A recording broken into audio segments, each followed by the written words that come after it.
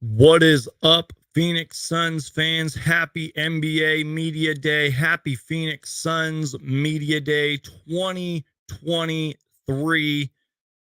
This was a spontaneous segment, or not segment. This was a spontaneous live show, guys. I originally planned to go live after Media Day, which I still do plan to do, but it might be like later in the evening.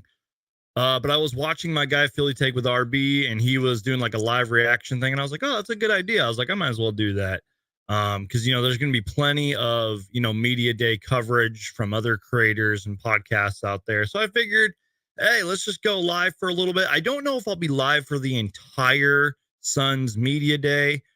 Currently, right now, Tom Leander and Kevin Ray are just talking, and we're waiting for the guys to come out and everything. But we will be live for a little bit here. I could see us probably going for a couple hours. If you guys need me to, Matt Ishbia is about to get to the podium, so I'm going to put that on pause for a second. But I will put the stream in the link. I don't even know what I'm talking about. But yeah, here's the link. But either way, we're going to be watching it here. So before we listen to what Matt Ishbia has to say, I'm going to crack this open.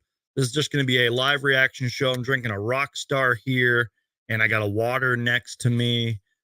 Quick disclaimer. You guys know me. I have 2 dogs, and they might bark at some point during this live show.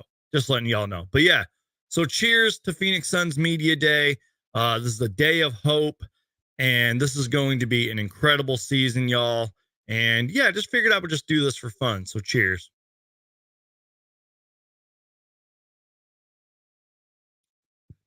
Oh, yeah. Delicious, unhealthy.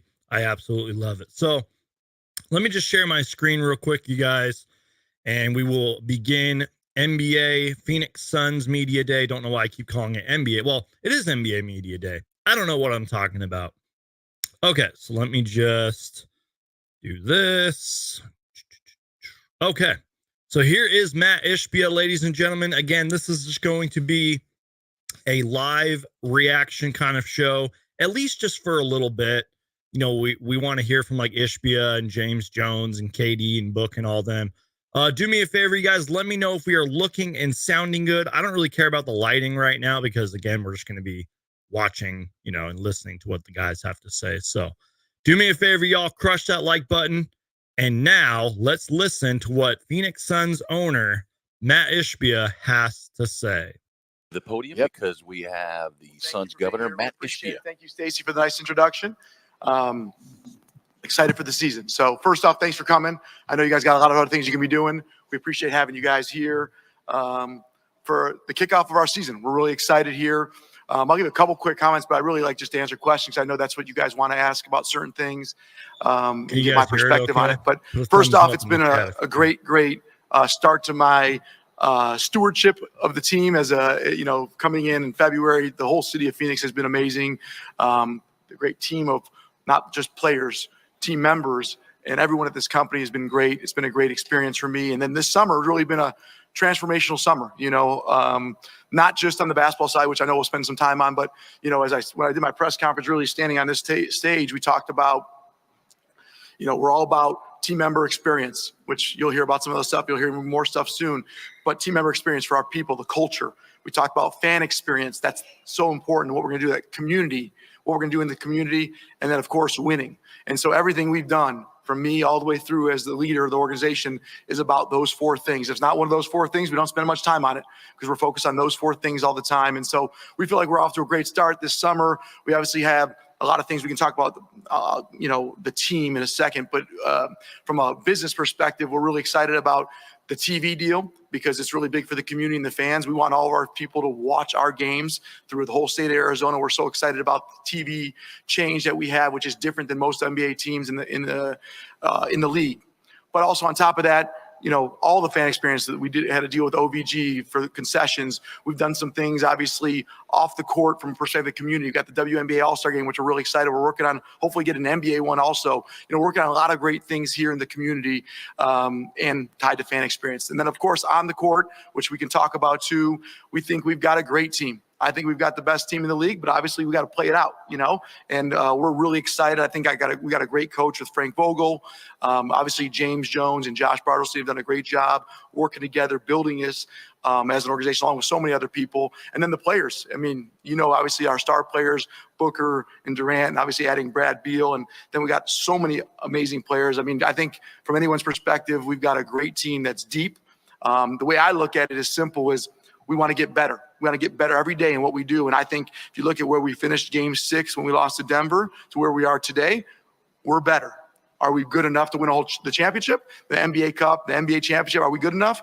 We're going to find out. But we feel really great about all the change we made. And this summer's been an amazing summer, and excited to go forward. So with that, I'll pause and take questions, because I think it's more valuable for you guys to ask me what you want. And so I'll open it up. Dwayne. Yes. Yes, Dwayne Rankin, Arizona Republic. Good to see you, Matt. How are you? Yes, sir. Wanted to ask, obviously, about making the trade, trading Ayton to Portland, and maybe, A, what led to it, and B, why was the time now to make that move with him, the trading? Yeah, no, so, DeAndre Ayton's a great player. We love to have him on the team. He's a great part of our organization. I think he's going to do great in Portland. I really think he'll put up some great numbers and really impress a lot of people, which is exciting for us. And I wish him nothing but the best. He's a great person, a great guy. But for our team, Nurkic was a better fit for us. And we're trying to win a championship now. And what Nurkic can do on the court and what he'll do off the court and fit into our organization, he's a better fit for us. And that was the decision we made when we had the opportunity to make that decision. And then on top of that, to get Grayson Allen and Nasir Little and get a group of guys that will make us a better team. Our team got better that day, and without question, and so we're really excited about that. And once again, Nurkic might not put up the numbers that DeAndre will put up, which is perfectly fine. We want everyone to play their role. Just like I got to be the best owner I can be, everyone's got to be their role. We're building around 3 superstars, Kevin, Devin, and Brad.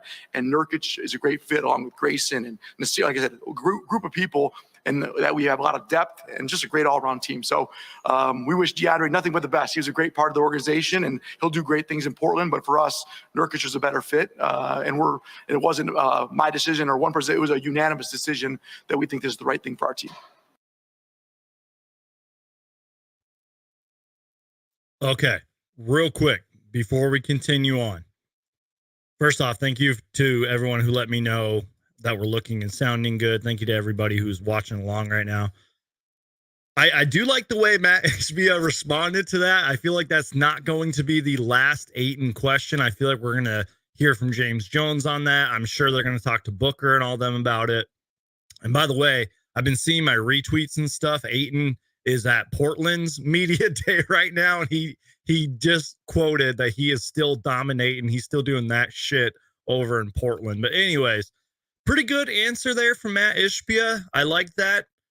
I feel like he low-key was kind of taking a couple shots at DeAndre Ayton, saying like, oh, Nurk was a better fit, and we're trying to win a championship. And holy cow, the DeAndre Ayton questions and stuff are going to be crazy today. But yeah, that was Phoenix Suns owner Matt Ishbia addressing the media, and that was the first DeAndre Ayton question, probably of many. But with that being said, let's continue to listen on. Quick follow. You've obviously made some huge moves since you got it from day one with obviously Durant and then Beal and now Ayton. What for you is it a matter of, look, I'm going to do whatever I got to do to get this team where it needs to be? Maybe just explain the mindset you have to go for these kind of moves when, quite frankly, a lot of teams aren't trying to make that many in that short period of time. Listen, it's very clear. Like my job, I work for the community. I work for the fan base. I work for the people. We're trying to win. I talked about fan experience. Like anything we can do to win, we're going to try to win. My role as a person, like I run a mortgage company. I'm a leader of that organization. I got there's 12 people. We have 7,000 plus. We're the #1 mortgage company in America. Take over Phoenix Suns. Like we want to be the best organization in all sports. Right? Yeah. Definitely in the NBA and the Mercury for the WNBA. And so with that being said, like anything that makes us better, we're going to do. We're going to always try to improve. I don't care if it's the fan experience, the community, a player, a free agent. We're going to try to get better and win. I think that's what you'd want from me. And if I was a fan, that's what I'd want. That's what I've always wanted as a fan. And so that's what I'm going to deliver every single day. And so if we can get better, we're going to. Hold on, y'all. I'm going to pause it real quick. Let's go back like just a couple seconds and just listen to what he said. people. We have 7,000 plus. We're the #1 mortgage company in America. Not that, but this right here. Take over Phoenix Suns. Like, we want to be the best organization in all of sports. Let's right? go. Definitely in the NBA and the Mercury for the WNBA. And so with that being said, like, anything that makes us better, we're going to do. We're going to always try to improve. I don't care if it's the fan experience, the community, a player, a free agent. We're going to try to get better and win. I think that's what you'd want from me. And if I was a fan, that's what I'd want. That's what I've always wanted as a fan. And so that's what I'm going to deliver every single day. And so if we can get better, Preach, we're going to Matt get better. And Ishbia, so preach. I don't take it as risky or not risky. Like, we're trying to win. We're trying to win at everything we do. And that's what I'm about. That's what Josh, James, Frank, of course, our star players, all of our players, that's what they're about. We're trying to win. And so that's what we're thinking about. So if there's a way to make us better, I'm going to do it, whether it's on or off the court. Hey, Matt, Kyle Olson, Arizona Sports over here in the front. Good to see you, Matt. How are you doing? When you got here in February, you said you sort of wanted to simulate yourself and kind of settle in, right, and ask a lot of questions. You've done so now, and in your first full season as an owner, what are you looking to really accomplish, and what are you expecting to achieve now that you have settled in? You know, the biggest thing was it's all about the people. We've got a great team of people here. So getting the right people in the organization, which I think we've done, set the right culture, which we've made a lot of changes, and you'll hear more about those things coming soon in the organization. But then, of course, focusing on the fans. Like, the fan, this is what we're doing this for, right? This is not for Matt. This is for the fans. This is for the community. This is for Phoenix, for the state of Arizona. And so for me, getting settled in and understanding all the dynamics was really important. And then once we realized it's start making changes. That's what this summer was about, right? You know, I said when I was at my initial press conference, I'm going to listen and learn a lot, as you pointed out. And obviously I made a Kevin Durant trade. You know, we made that decision that day. But besides that, we basically looked at things, analyzed things. I was at a lot of the games, if not every, you know, in analyzing what we can do better, listened to a lot of fans, met with a lot of people, and then we started making a lot of changes. And hopefully you're going to see everything, not just the players on the court, but you're going to see, when you walk through the concourse, you're going to see some huge changes. When you see everything that we do, the new court, the jury, like we're trying to make things better. And so once we understand where we're at, now it's about tweaking. And then you're going to have the same question for me in 10 years, and I'll be making things better then too. We're always trying to make things better. And so now that I have my bearings and we have our bearings, we have our team in place, we're ready to roll. Thank you. Hey, Matt, good to see you. Gerald Bourget, PHNX. How are you?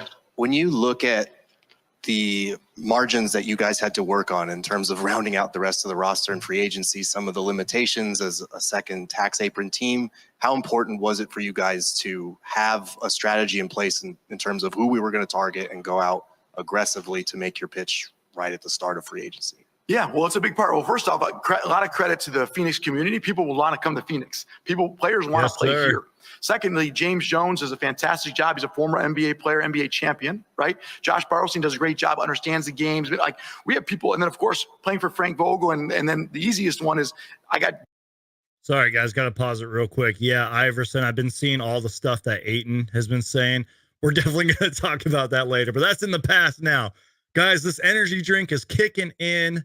Matt Ishbia is speaking some great things. I cannot wait to recap this all. It's either going to be later tonight or tomorrow. But yeah, Matt Ishbia at the podium. Let's keep on listening to what he has to say. Devin and Kevin, right? And so people really want to play with those guys. And then we obviously traded for Brad as well. And so I don't have to be that good of a salesperson or recruiter when I got all those great people behind me. And so, but we were aggressive. All right, guys, got to pause it again. One thing I love about Matt Ishbia that he has done since day one of being here, and guys, this is really important to me. He always acknowledges his team of people. And I feel like that's really important, whether you're at a job or in high school or whatever, like addressing your people from top to bottom is the main important thing. He's done a great job of giving so much credit to, like, you know, the rest of the owners and the front office and the coaching staff and the players, even all the way down to us fans. Shout out to Matt Ishbia, man. Best owner in the league.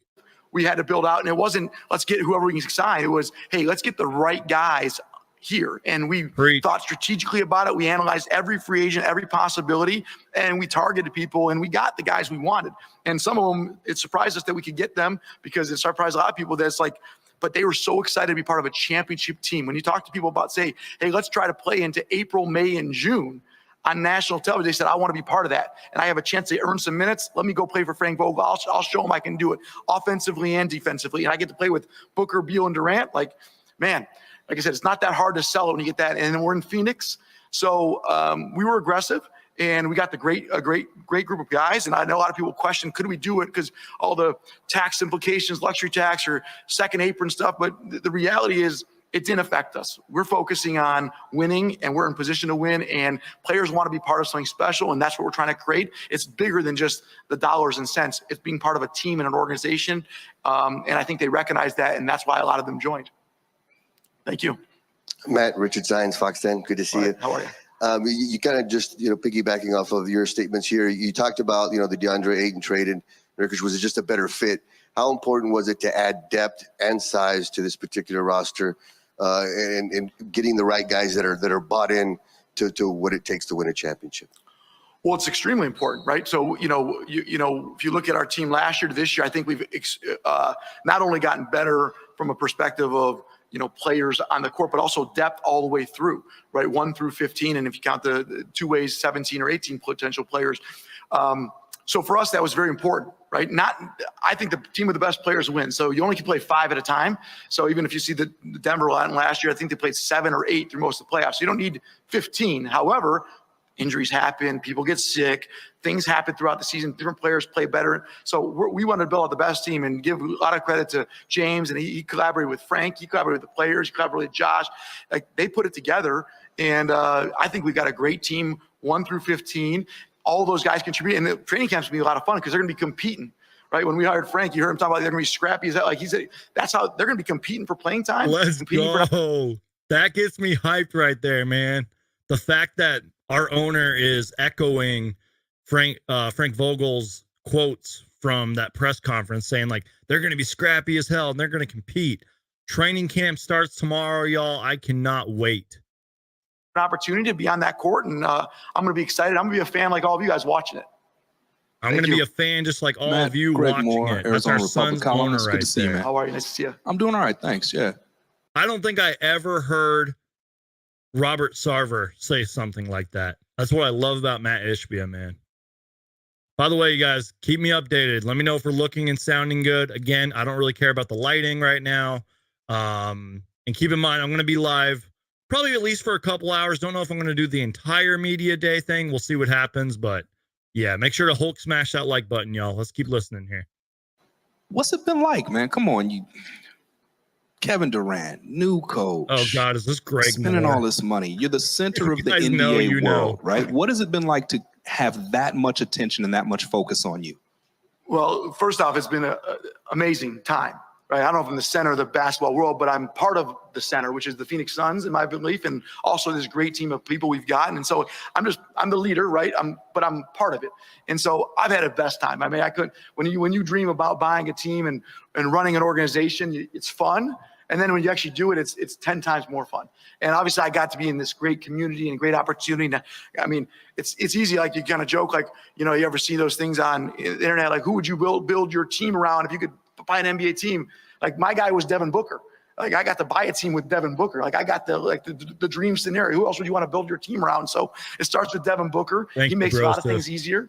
And a lot of things fun. And of course, getting Kevin, that first day, and then building around those two guys. And it's been a lot of fun. Frank Vogel's been great. James Jones, Josh Barlstein. Like, I got a great team, but also the business side has been fun too. I love business. And so I got great business people, from Dan Costello to Stacey Mitch we hired, and Jeff Chang. I mean, there's so many people I can name off all these business people that are out there bringing in new deals. And like, I get to be in the midst of that. And so as the leader, my job is I work for them. My job is to deliver them the resources, put them in position to succeed. And then obviously I respond, but I love that about Matt Ishbia too. Remember when I was talking about how Matt Ishbia, is always giving credit to his people and his team? Did you hear what he just said, you guys? He said, I work for them. He was talking about like the rest of his team, the front office, all of them. He's like, I work for them. He's like, I give them the resources that they need to succeed. He's been saying that since day one. He's talking about the players as well. And you know what? Screw it. He's talking about the fans as well. He's giving us the resources to watch and support Phoenix Suns basketball and Phoenix Mercury basketball. Let's keep listening. a blast. Hopefully you can tell, because I'm having a lot of fun, because it's how could you not? And then obviously I'm excited to watch the first games and Follow be me part on of it. Twitter, y'all. I'm going to start tweeting out. Brandon, Thank who's you. the last question, Brandon? Thank you. Okay. Hey, Brandon Brown with the Phoenix. Journal. You talked about the TV deal a little bit earlier. I was wondering if you could just give us a little insight. Is that something, a lot of maybe either teams around the valley have maybe asked you, other owners asked you about, or the people in the NBA?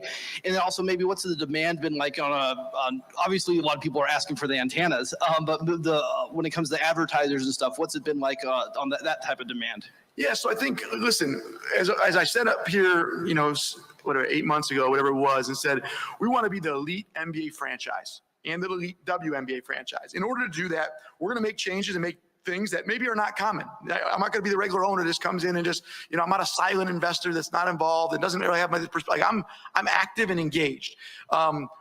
We talk about fan experience, and it's crazy that fans can't watch all the games. And it's crazy that the fans have to pay to watch games if they're sitting at their home or at their hotel. I mean, I was staying at a hotel Matt Ishbia, until recently, and now you couldn't get the game sometimes. That's not how we're going to do things. And now, although that's commonplace, doesn't mean it's right. And so on the TV deal, I definitely think we're leading. And like I said, we're going to try to be leaders. We're going to be the best in everything we do here. And so the TV deal is definitely a different way of looking at things. And hopefully other NBA teams and other teams in the Valley will follow as well. If you put money first, you don't make decisions like that. We don't put money first on anything. We put winning, success, fan experience, community first. And when you do those things, money will follow. And so the TV deal is just an example of that. Yes. Like, are there advertisers? They're gonna be excited. Yeah, we'll figure out how to make it, but it's not about the money. It's about, I got 3 million households, not 3 million fans, 3 million households. So everyone in the state of Arizona can watch. And yeah, the people that said they couldn't, we sent them a bunch of TV antennas, right? Like my parents, with the bunny ears, like my parents would watch it. And that's what we want to do, make it simple and easy to watch our team. And why would we not want to do that, right? And so we're really excited about it. The TV deal, I think other NBA teams, other teams will follow, and we'll keep everyone posted on how it's going. But to me, when more fans can watch our games, kids, adults, everybody can watch our team, and how can anyone lose? That's a winning combination right there. Thanks, Matt. Great. Thank you guys. Have a great day. Appreciate you being here. All right, so Matt Ishbia just got done talking to the media. Great job by Matt Ishbia. Josh Bartelstein, who is the CEO, I believe, or something like that, CFO or whatever, is up next. I kind of delayed this by a couple of minutes on purpose so I could kind of react to it and everything. But yeah, I love what Matt Ishbia said. I feel like he answered all the questions to the best of his ability, especially the tough questions like the DeAndre Ayton one and all that, which again, we're going to talk about this later. I'll probably be doing a second live show later tonight. If not, worst case scenario, early tomorrow morning, kind of recapping it all. Cause I'm sure there's things that Matt Ishbia said that I just missed, and I'll probably miss some things later on. But just so you guys know, I have TweetDeck pulled up as well. I got like Woj and Shams and Bright Side of the Sun and Kellen Olson, all these things popped up. We can react to that stuff later because DeAndre Ayton's been saying some crazy shit. Not really, but he's typical DA. But yeah, so Josh Bartelstein's next. We're going to listen to him. I'm going to kind of fast forward here. And let's see, right there. Okay, so this is Josh Bartelstein. Here we go. Hey, man, Josh. Matt did a great job with it. I'm all yours. Well, first, just wanted to ask about the Ayton trade, and obviously you had an integral part in it. Just curious on the role that you played in that and how you're feeling about it now that the deal's been done. Yeah, I think it's a partnership. I think Matt hit on it. Myself, James, Frank, and Matt, we're constantly canvassing the league and looking at how to improve our team. And we thought, as Matt said, Nurkic is a great fit for this team. His passing ability, how skilled he is offensively, what Coach Vogel is going to do from defensively. And then Grayson Allen, someone we targeted, his shooting, and there's still a little of his defensive versatility. So we all play a part in it. And so much of this business relationships and who you know. And our job is to kind of keep making this team better and better. And we can sit here today saying that we're deeper, more talented, and can't wait for the ball to drop. Hell yeah. This role, I'm just curious how you, maybe when you first got the job to now, how you've embraced it and how you're trying to maybe learn on the fly, but yet working with James and then working with Matt. So how are you navigating all that, yet still having to be part of huge decisions? Yeah, I'm having the time of my life. It's been awesome. It's been 6 months, not that anyone's counting, but both the business and basketball side. And that's the unique thing for me, having been in Detroit and done both business and basketball, and then take that here to Phoenix. But James and I have formed an unbelievable bond and partnership. We talk every single day, different ideas, and it goes on both sides. I talk to James about basketball stuff, James helps me a ton with business stuff and trying to close deals and talk about fan experience. So it's been everything I could possibly imagine. I love living here. It's not nearly as nice in Detroit as it is out here right now. And we just keep moving forward. Hey, Josh, Gerald, good to see you. Good to see you. I'm curious, with being able to work with James and with Matt and, looking at some of the second tax apron stuff that you guys have to work around now, how nice is it to be able to have sort of carte blanche to make some of these aggressive trades and go after guys that might be able to, try and sign for more elsewhere and pitch them just right off the bat like that? Yeah, no, we're lucky. I mean, I think it's Matt's vision, right? When the new CBA came out and we spent a ton of time evaluating the second apron, Matt's view was like, let's just blow right through it. Like, let's go get a star player in Bradley Beal. Let's go add the most depth. Hold on, y'all. I got to pause it again. Did you hear what he just said? He said when we were looking at the new CBA or whatever in the second apron, he was like, we're just going to blow through it. I love that, man. He's like, screw the whole restrictions and super teams. It's like, screw that. We're just going to let's play that again, y'all.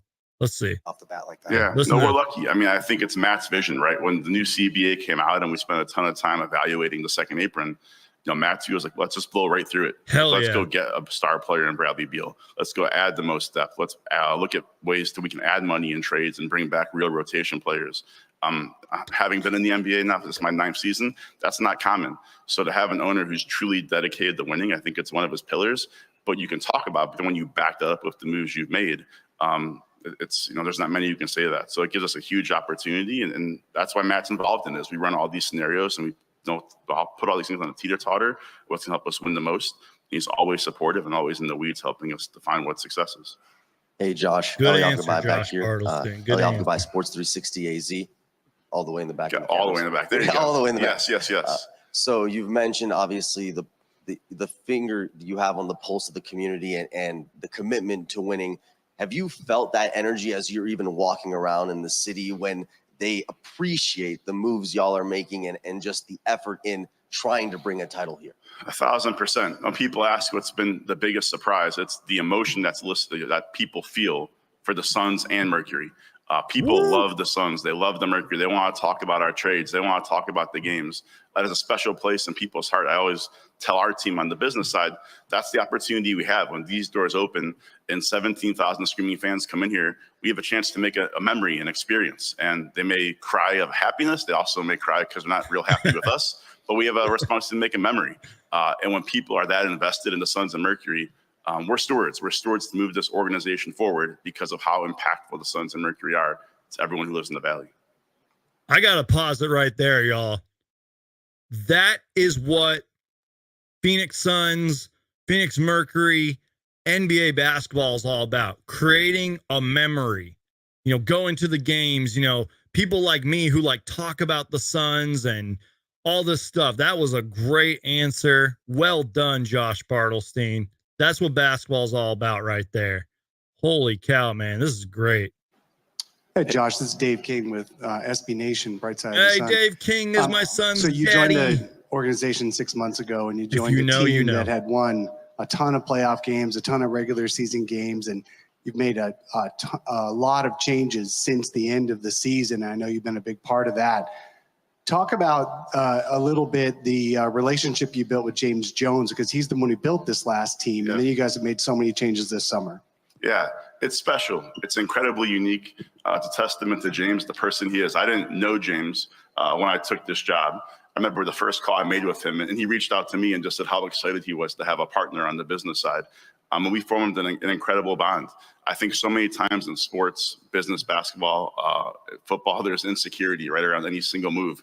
We're just totally aligned. We do things together. We make calls together. We share ideas together. And it's not just us, it's James's entire team. So what's made my time so enjoyable is building bonds with people like James, because he's had incredible success. He does things the right way. And for him to open his arms and embrace me the way he did, I think the success that we've had in the offseason, we got to win games this year, is Matt's vision and James kind of being a steward here who's led this thing for a long time and had immense success as a player and now as an executive. Good answer, Josh. Trevor Booth with Clutch Points. Devin Booker is obviously your franchise player. What's the relationship been like with him in the front office, and how much was he in the loop with the moves you guys made this offseason? Yeah, Devin's awesome. I mean, he gets it. He gets the basketball. He gets the business of basketball. just to see his growth, of how good of a player he's become. And he just keeps going, right? I mean, his linear success is unprecedented. But I think our job as leaders is to always keep your star players engaged, because they have a depth and knowledge of basketball that very few do. So we're always talking, we're always sharing ideas. He knows the door is always open. He's always talking to James, and we want to build a championship and want Devin to be a Sun forever.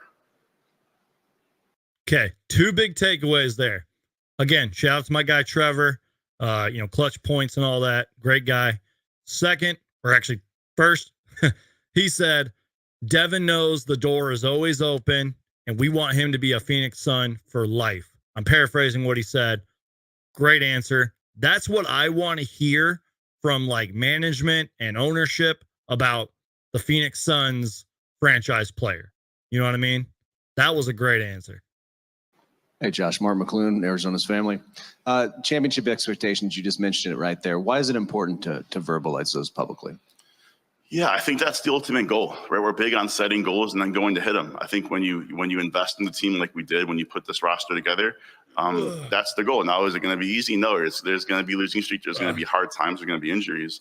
But ultimately, you play this game, to win a championship. All right, y'all had to get the stretch. I feel like we put together a really good roster, but we're excited for the journey. I think the journey's, people always want to look at the end result. We just want to embrace every single day. I mean, there's so many people are excited just for practice to start tomorrow and see the ball bouncing, hear the ball going through the net, and kind of just ride this thing through 82 games and hopefully a long playoff run. But that's the stated goal every year. It's hard. It's a zero-sum game, but that's why you do this.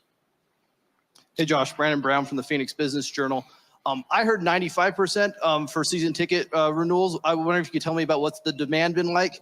I know Matt said it's not all about money, but with that, with that type of man, I'm sure you guys can raise prices a little bit, get a little extra revenue. Yeah, demand's unbelievable. Everyone wants to come to a game. We certainly don't have a demand issue. So we're in a great spot with our season tickets. We're constantly trying to find ways to create new products to get more people here, right? There's a supply issue because you don't have any more seats, but how do we create new suites? How do we create more seats? We're constantly looking at being innovative and doing things to increase the fan experience. So it's been awesome. We have a long wait list. That's a good problem to have, but it's a problem. So we're trying to figure out how to get more people in this building so everyone can experience a Suns game. Hey, Josh, Shane Yellman, Forward Sports right here. What are your earlier impressions of Frank since, I guess, he got the job and took over? I called Frank's probably standing somewhere over here. I called him Saturday night and just said how much I've enjoyed getting to know him as a person. It seems like it was yesterday we were talking and interviewing, and James did a great job leading that process. But as someone who's younger, I remember watching Coach Vogel's teams with the Pacers and kind of just admiring how they played. But as good of a coach as he is, he's an even better person. That's what everyone said throughout the process. You guys are going to see firsthand over the course of this year. He's just an unbelievable guy. He gets the bigger picture. He's a phenomenal partner, and we're very, very lucky to have him here.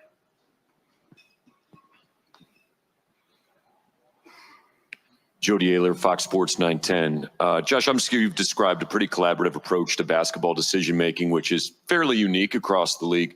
When it comes to making a final decision, how is the final decision made and who makes it? Yeah, ultimately it's Matt's. We have an owner who's in the... Did you guys hear that? Josh Bartelstein, the CEO, just said, that was a great question. I forgot who asked it, but let's just re-listen to that. But he said Matt Ishbia at the end of the day makes the final decision. You guys are going to see firsthand, partner. Let me fast forward. Collaborative approach to basketball decision-making, which is fairly unique across the league. When it comes to making a final decision, how is the final decision made and who makes it? Yeah, ultimately it's Matt's. We have a decision. Let's play it again. Decision-making, which is fairly unique across the league. When it comes to making a final decision, how is the final decision made and who makes it? Yeah, ultimately it's Matt's. We have an owner who's in the weeds with it. So James's job, my job, Frank's job is we present our joke, a menu of options of kind of here's the different things to look at. But we have an owner who understands basketball. He played it. He's been around it his whole life. So ultimately, it's Matt's decision. And our job is to cast a wide net, try to find as much value as we can, and present what we want to do. And of course, we give recommendations, what we think. But ultimately, it's Matt's call.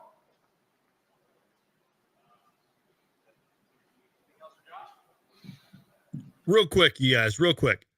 While we're fast forwarding, because James Jones is up next. Okay. Maybe I'm crazy. Maybe you guys might disagree with me here. I don't mind that Matt Ishbia has the final say. You know what I mean? But I will say this, that James Jones has been really, how do I say this? From what I've heard from James Jones and from Matt Ishbia, they've been collaborating together. So Matt Ishbia will, and even Josh Bartelstein sort of talked about it, like they're all in the same room and they're all communicating before a decision is actually made. So even though Matt Ishbia has the final say, I'm sure that James Jones has a lot of, and I don't know what the word is, he just has a lot of say in the move. Does that make any sense? Am I talking crazy? Cards Fan 21 says, truly the best kind of owner a fan could ask for. Suns fans are blessed. Amen to that. All right, so James Jones is up next. Let's go ahead and fast forward here. Let's go right here. All right. And I know it'll be multiple ball handlers, but how you feel like Devin, who has done that for periods, were able to handle that in that role with this group? I mean, Devin's a player. I mean, he's been able to figure out how to be effective on the ball, off the ball. When you add him plus Brad and the guys that we don't really talk about, Jordan Goodwins of our team, the Eric Gordons of our team, we have more than enough ball handling. And when you have great players, they find a way to make great plays. So I'm excited about the opportunity for him, and I can tell you he's not going to complain about having the ball in his hands more. So we're looking forward to that. Good.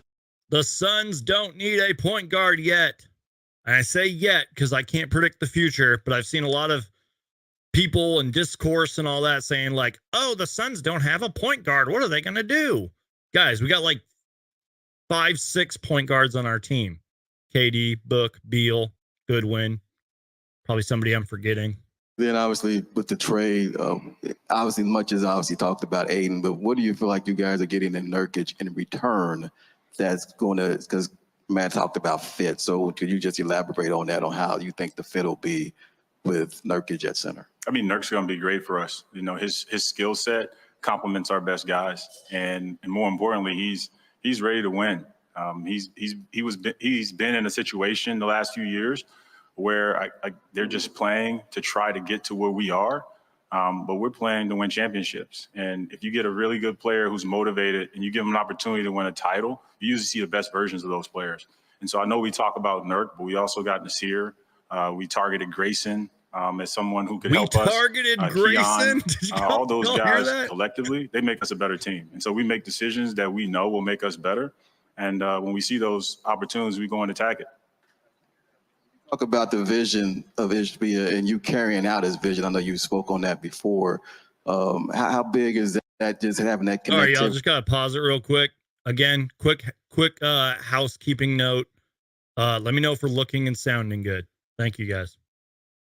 With him, and knowing, okay, this is what he wants, and it's my job to go out and make the moves to please what we're trying to do as a team. For me, it's phenomenal. Rarely do you get a chance to have someone whose visions and goals line up with yours. Like, make no mistake about it. We're about winning. I want to win games. I'm not trying to win the media. I'm not trying to win press conferences. Preach. I just want to win games. It takes a lot of winning to win a title. And Matt believes that and understands that it takes a lot, an investment in the people across the organization. So when you talk about the investments we've made in business operations and basketball operations for the Suns, it gives you all the tools you need to go out there and execute. And so if we can execute, we'll do what we all dream of doing, which is winning a title, and we'll be able to bring a title to Phoenix for the first time in franchise history. Amen. Hey, James, Cal Olsen, Arizona Sports over here in the front. Good to see you. Good to see you. With the moves that you've made since you've taken this position, it's been very clear what a Suns player is. We see it on the court, the attributes that you look for. Has that changed at all with the change in head coach, or is it still the same types of things you're looking for? Does it change with Frank as opposed to Monty's? No, it's the same. You know, the roster's different, but the ingredients are the same. It takes toughness. It takes extreme discipline. It takes skill. It takes desire. You have to be tough to win a title. You have to go through the gauntlet of the NBA and the world's best players and come out on top. So that hasn't changed. I just have a coach right now who understands those things, who really embraces the challenge of making sure that we're exceptional at the small things, the basics, the details that a lot of times are overlooked. Those things make you robust. And when you add elite talent like we have on top of that, it just gives you a better shot. And that's all we want. We want a chance to be there at the end against the game's best players with a team and with a coach that understands and knows what it takes. Hey, James, Gerald Bournier, good to see you. Good to see you. After the trades, obviously you guys had kind of limited means on the money side to work with, signing free agents. How do you like the way that you guys were able to round out the roster and bring in some of the guys that you did? Well, I mean, I was ecstatic the moment we were able to bring these things together, but understand the work's never done. We'll just find creative ways. We'll continue to be aggressive and attack all of those constraints that are put in front of us when you're trying to build a great team. So it's the business, right? Like some people are looking. Real quick, Rodney says, "Where's KD?" They're definitely going to be here and all that. I know Booker's in the building because I think they have like a list and it goes in order. Personally, I prefer this order. Like you want to hear from the owner and all that first, and then go to the GM and coach and all that. But yeah, KD and Book should be up soon. Again, quick housekeeping note. Probably going to be live throughout most of this. Don't know if I'm going to be live throughout all of it, but at least most of it. Like, again, I want to hear from KD. I want to hear from Book and all them. So, yeah, with that being said, 2023 NBA champions, absolutely. And let's go. To do things and be comfortable and say, hey, we did it. Now let's roll it out and see what it looks like. My mentality is different. Like, let's continue to build. And when we do something, let's find a way to make it better, because there's always a better way. There's always a way to improve. And if you put those types of people, players, in a room, you can do great things. Greg Moore, Arizona Republic. Over here, James. Hey, Greg. How's it going, man? Great. This light's too bright. What will you be able to say to the new guys, right, about the amount of attention that they're about to receive? You've been around franchises. You've been on teams that everybody paid attention to. Whoa, did Greg Moore just ask a good question? With all due respect to Greg Moore, sorry, but that was actually a good question. Phoenix is now in that echelon. What's it going to be like, or what can you say to players to prepare themselves for the level of attention and scrutiny that they're about to get? You rarely get a chance to be in this position. And so don't take it for granted, embrace it, and attack it, right? Like, no one plays this game to come in second. Everyone wants to be first. Everyone wants to lift the trophy. You want to win. And so you legitimately have a chance to win. Just bring it every day. Every day you come into the building, think about how you can move us closer to a title. Hey, James, Mark McClune, Arizona's family, right here. Hey, why? Yeah, good to see you too. Why was it time to move DeAndre Ayton? Because we saw an opportunity to get better. There is never a perfect time to make a move, but there always are moments where you can evaluate, is this a pivot point where we can improve? And I thought that was the case. DeAndre's a tremendous player. Like I said before, we don't reach the heights that we reached without DeAndre and the guys that were with us on those prior teams. But this is sorry to interrupt, y'all. Whether you love or hate DeAndre Ayton, or that was correct about DeAndre Ayton. I believe that. Who knows if the Phoenix Suns are where they are without DeAndre Ayton? I will say that. He's right. New team, and all teams evolve. And when you add talent, when you add new players, the team shifts. And when the team shifts, you have a choice. You can stand still or you can improve. And so we chose the latter. James, Richard Sines, Fox 10. Good to see you. Hey, good to see you again. Matt was up here and his energy is amazing. He says all the right things, but it's not just, obviously, I'll talk with this guy, the actions there as well. What's it like to have an owner that is not worried about money and not worried about anything but winning and telling, guys like yourself and Josh, like, look, let's do what we have to do to win and worry about the money later. How great is that as a GM? The guy asking this question is taking shots at Robert Sarver. I love it. Oh, man. It's awesome, but you have to eat and you have to sleep because his energy is relentless, right? You have to eat. But and it's great because a lot of times when you're thinking about, we can overthink things a lot in this business where you try to overanalyze. Do I do this? Should I do this? Who should I play? And all these other things. And Matt's like, hey, just make a decision and get after it. And you'll have all the resources that you need. But more importantly, you'll have my attention. And get after it. Let's play that again. Do I do this? Should I do this? Who should I play? And all these other things. And Matt's like, hey, just make a decision and get after it. And you'll have all the resources that you need. But more importantly, you'll have my attention. And that helps you. So when we talk about the decision-making process here in Phoenix, how it's different from other places, we have 3 people, myself, Josh, and Matt, who are constantly thinking all day, 24/7, how do we improve our team? And so when I'm asleep, he's up on the East Coast thinking about how we improve. And when Josh is asleep, I'm up in the Pacific Northwest at a game thinking about how we can improve. And vice versa. Josh is always, as the CEO of this company, thinking about how do we improve the business and basketball. And so it's great because I don't feel there are any gaps. And sometimes those gaps will prevent you from being elite. James, Amin Al-Hassan, Meadowlark Media. Hey, Amin. What's up, James? How's it going? Good. How long were you guys engaged with Portland on a deal for Nurkic? And then generically, what's been the hardest part of this offseason for you? We were engaged with them long enough to make a deal. That's a funny response. That's my answer for that. Good answer, James. What was the second part of your question? It was what's been the hardest part of this offseason for you? Just waiting, right? Like we made some big moves. We've acquired some really good people across the board, some competitive people, and like I've been waiting for the opportunity to see them in training camp, to see them compete and go after each other. Because as much as it seems like it's nice, we have 3 guys at the top of our roster that are fighting to be the best versions of themselves, and that's pretty cool to watch. And so I'm just looking forward to training camp getting started and us playing real games where we can really lock in and focus on who we are and continue to build the chemistry necessary to win in the playoffs. Because that's all we're looking at right now is how can we build the necessary chemistry to win in the playoffs. I got to pause it right there, y'all. Did you hear what he just said about our big 3? He said, I have like 3. Now I'm paraphrasing what he said, but he said, I have 3 of like our best guys, Bradley Beal, Devin Booker, Kevin Durant, who want to be the best version of themselves. And I swear he said the word compete a couple different times. I wish I could be a fly on the wall during training camp. These guys are going to scrap and claw and fight.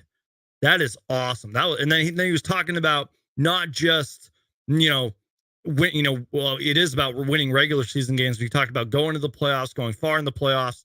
That was great. Also, if you're going to troll the whole time, bro, I'm going to have to like block you or put you in timeout because we're not doing that on media day. James, Doug Howler, The Athletic over here. Hey, Doug. Good to see you. Matt Ishbia takes over last February. New ideas, new leader. There are speculation about his leadership team. Was there ever a time where you wondered about your future here in Phoenix? And if so, how did you approach that? Well, to be candid, I think about my future all the time because I hold myself to a standard. Like if I'm in a position where I'm not helping this team win, I'm thinking, am I doing my job, right? And when you're talking about being dependable and being a teammate and being someone that has to be on point for things to come together, internally you think about it. But as far as like worrying about my future, no. If you do that, like you're looking backwards. I'm always looking forward. If I do my job and we do the things that I think we can, everything will take care of itself. We'll do what I set out to do when I took this job and I made the transition from being a player to being an executive. I want to be a part of a team or lead a team to a championship. And that's my only focus. And if I'm not doing that, I'm not doing the job. And what comes with that, I'm cool with. Dana Scott from Arizona Republic. How's it going, James? Hey, how you doing? Good. Last year, the bench scoring was a concern from the preseason, through the playoffs. And so obviously there's a different team this year, but how important is this preseason to prove that chemistry with this new team? I do think that it's always important. If you look at the stats for NBA teams, you need bench scoring. But I don't think it has to come from the bench. I think that's just your second lineup scoring. And that's part of the reason we made the push for Brad. If we can leave one of our elite scorers on the floor with our secondary lineup, you supplement that with really good backup players or guys at the second level of the rotation. It just gives you the ability to score with your second unit. And you have to be able to do that because we can't expect our top guys to have it every night. And we have to win that game with our second unit. So it's always a concern for me. It's always something that we think about. Is that an external Is there an external solution or an internal solution? I think right now we have a blend of both with the acquisitions that we made. Okay. If I understood James Jones correctly, and, you know, Monty Williams at times tried this, but from what I just heard from James Jones, and this is going to be interesting to hear from Frank Vogel later and to see the roster lineup experiments that he's going to do during preseason and regular season. James Jones pretty much said, at least how I understood it, was, yeah, we got our core three guys, our big three, but you might see them, you know, play only a few minutes to start the game, come off the bench with the second unit. That way there's a big three scorer on the court at all times. Does that make sense? You know what I mean? Like maybe we'll see, you know, the big three is going to start, but then maybe Bradley Beal gets pulled like 5 minutes into the first quarter, and then he comes back in with that second unit. Does that make any sense? I'm probably talking crazy, but that made a lot of sense to me. Good job, James Jones. James, over here. Dave King with SB Nation Brightside. There's only one player left and one assistant coach left from the NBA Finals appearance, and then there's only 5 left basically from the last time you guys suited up. How difficult was it for you to let go of the guys who got you to the finals and let go of that core who got you so far in the last couple of years to make all these changes? From a personal perspective, it's always tough whenever you change teammates, right? Like you do a lot with them. Like you overcome a lot of struggles. You put in a lot of time, a lot of sweat equity. All those things are true. But that's backward looking. Like I can't afford to look backwards. There's too much attention that needs to be paid going forward. So it's a part of the game. It's a part of the business. And as teams grow, they change. And we've grown, and so we've changed. But I still as teams grow, they change. That no matter like where we are, where we've been, our future is bright, and that's where we all have to look. Our future's bright, and that's where we Hi, James. all have Doug to Franz, Doug Franz Unplugged, WTSMTV.com. You said earlier you targeted Grayson Allen. You thought he could help. You know his reputation. Some people say play with an edge. Other people say dirty. Do you embrace that edge? Do you think this team needs a Grayson Allen, or do you want him to work on changing that perception? I just think the mentality, it's not a player individually. Like, we just need a tough mentality. And yeah, you have to play on the edges. I'm not talking about being reckless. We'll never, ever encourage a player to injure someone. Like you can compete without being reckless. I just think that for us, our environment will dictate how our guys behave. Our actions will matter. You know, like you'll see, like that's not who we are. That's not who we've ever been. And players usually adjust. They'll adapt. And I'm pretty sure Grayson knows that if he's surrounded by players that push it, he maybe doesn't have to push as hard. But collectively as a group, yeah, we're going to play with an edge. Thank you. Real quick on Grayson Allen, if I understood James Jones right there, he pretty much said like, yeah, play with an edge, but like, you know, don't go crazy, Grayson Allen. That's how I took it. All right, y'all. So great stuff there from James Jones. Here is head coach Frank Vogel, and let's listen to what he has to say. Great. If there it is. Hello. Turn Here we mic go. on. No, it's already on. It's just There I we have go. to speak in it a certain way. It's trial by error, coach. First, just a quick hit on Damian Lee with the knee. Is it a tear? Is it a sprain? What's his status as far as his knee? Yeah, well, we just know that he's going to be out for a while. You know, I don't want to get into the specifics. I think we had a release a couple of days ago, and you know, that's all we're going to say about it. All right, y'all. So I just got done making a video about this. Damian Lee, quote, is going to be out for a while, which makes sense. I mean, it sucks. I don't wish injury upon anybody. I hope he comes back soon. But again, you know, the only real positive to that is that it's more opportunity for the other guys. But yeah, come back soon, Damian Lee. Curious in terms of Devin, in terms of him handling the ball more, and you've talked about multiple ball handlers, but at some point at the end of a game, it usually goes there's one guy to make decisions, and it looks like it'll be Devin. How do you feel like he will play or thrive or handle that role, considering who he's playing with? Exceptionally well. We got great pieces around him. He's been a guy that throughout his career has a ton of experience off the ball as well as with the basketball. And I think that part's going to be seamless. Lastly, with Nurkic, obviously you've been huge with centers who have been good as far as defensively, whether it's Hibbert, whether it's Davis, whether it's Howard. Where do you see Nurkic in that role being a defensive anchor for what you're trying to pull off defensively? Yeah, well, that's what you just said the words, a defensive anchor, and his ability to pass the basketball offensively with the perimeter firepower that we have really makes him a great fit for our system. He's one of the best defensive rebounders in the game. So as we compete to guard, we're going to force a lot of misses, and we got a board.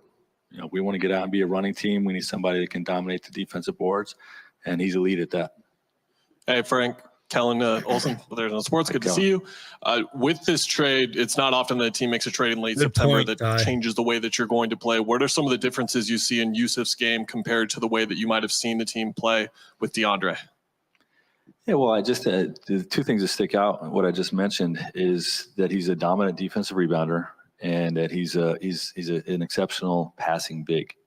So to be able to throw the ball to him and have our guys in movement, it just gives us a different dynamic than them just coming down playing pick and roll or post or ISO every time down. So whether we're throwing to him in the post and splitting and cutting or throwing him to him at the top of the key, we really want to get those guys in space, get bodies off of our elite scorers on the perimeter. And Yusuf does that for us.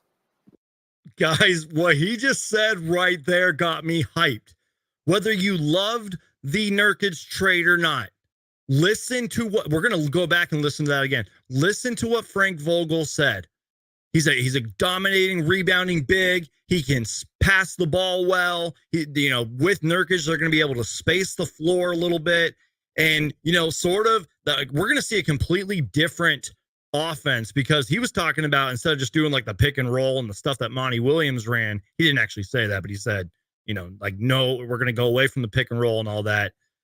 Floor spacing, shooting and all that. Oh my God, let's go back and listen to that again. Because he said it a lot better than I did. Let's start from right here. Firepower that we have. Let's go back. Really make the ball more, and you've talked about multiple ball handlers, but at some point, at the end of a game, it usually goes to one guy to make decisions, and it looks like it'll be Devin. How do you feel like he will play?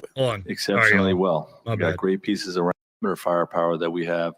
Really makes him a great fit for our system.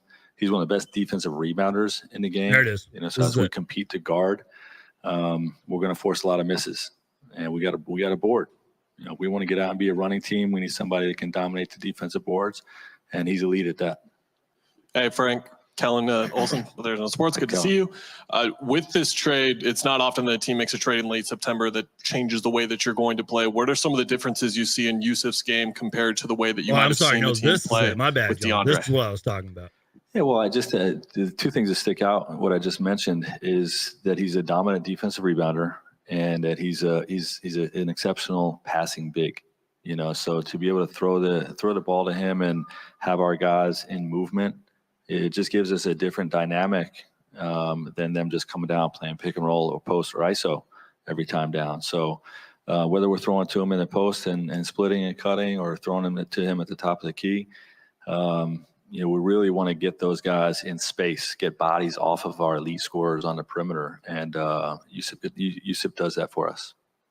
If you are skeptical about Yusuf Nurkic and his fit here, I encourage you to go back and listen to that like 5 times. That got me more excited about Yusuf Nurkic being here in Phoenix. And to answer the question that I keep seeing in the chat, yes, Booker will be here eventually. KD, all that. I'm pretty sure almost everybody is speaking if I saw the list correctly. I'm just curious because there are so many new faces on this team, and you're obviously coming into a new situation here as well. As a coach, does it excite you, all the potential positional battles for minutes that you're going to see in training camp? Or is that the kind of stuff that keeps you up at night, or a little bit of both? A little bit of both. I obviously, when you have the makeup of our team being fairly new and coaching staff being fairly new, there is what I call a continuity disadvantage against certain opponents, like the ones that knocked us out last year. Denver has been together a few years, and obviously that continuity helped them win the championship last year. But there also can be a huge spark from a new group coming together like we have, and that's what my focus is on. That we're going to take advantage of that first year energy, the refresh energy that we're going to have with our group, and hopefully that overcomes any type of continuity disadvantage. Hi, Frank. Doug Haller with The Athletic over here. How are you? Hi, Doug. In the teams that you've coached that have had great chemistry, has there been a common denominator that's kind of brought all that together? I think the number one thing is willingness and selflessness, and the desire to reach a common goal. That's what is, quite frankly, necessary for a team to win a championship. Teams don't win championships.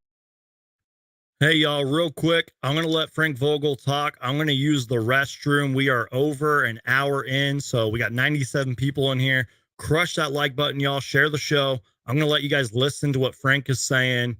And again, probably going to be doing this for about another hour or so. And then maybe later tonight, worst case scenario, tomorrow, I'll be doing a full recap, my biggest quote takeaways and thoughts and all that. But yeah, let's let Frank finish what he's saying, and then I'll be back after I use the restroom. Championships that aren't connected, and I think those are the most common things that that we'll preach with our guys, and quite frankly, for me and my experience as a head coach, chemistry has always been something that you have to strive for. That it's an achievement. It's not these guys get along or these pieces quote unquote fit on paper, but how are you working towards that off the court? Connecting to players through team bonding events and dinners and whatnot, and on the court, working through things. But the style of play. People talk about culture all the time, and what's the environment like when you come to work. But there's an on the court culture that has to be established to have great chemistry as well. We're not going to be a team that takes offensive shots. We're not going to be a team that takes possessions off on the defensive end and offends teammates. So, the on-the-court culture is something that has to be achieved. Damian Adams here with Burn City Sports. Is there anything that you learned from your time with the Lakers that you're able to bring forward to help Phoenix win going forward? Yeah, hi, Damian. And I think every coaching spot that you have, you learn different lessons. I cut my teeth at Indiana as a head coach. I learned to evolve my system in Orlando. I learned to work with elite stars in LA and see them transition into the modern NBA. So I think those are probably the biggest lessons with the Lakers is working with elite stars that were in their prime that I didn't necessarily have in Indiana, Orlando. But those lessons and like I said, transitioning the system to evolve with the way the modern NBA plays basketball, because the game is very different than it was 5-10 years ago. Coach, this is Dane Scott from Arizona Republic. How you doing? Good to see you. Yeah. So it's a totally different team from the 2021 finals team.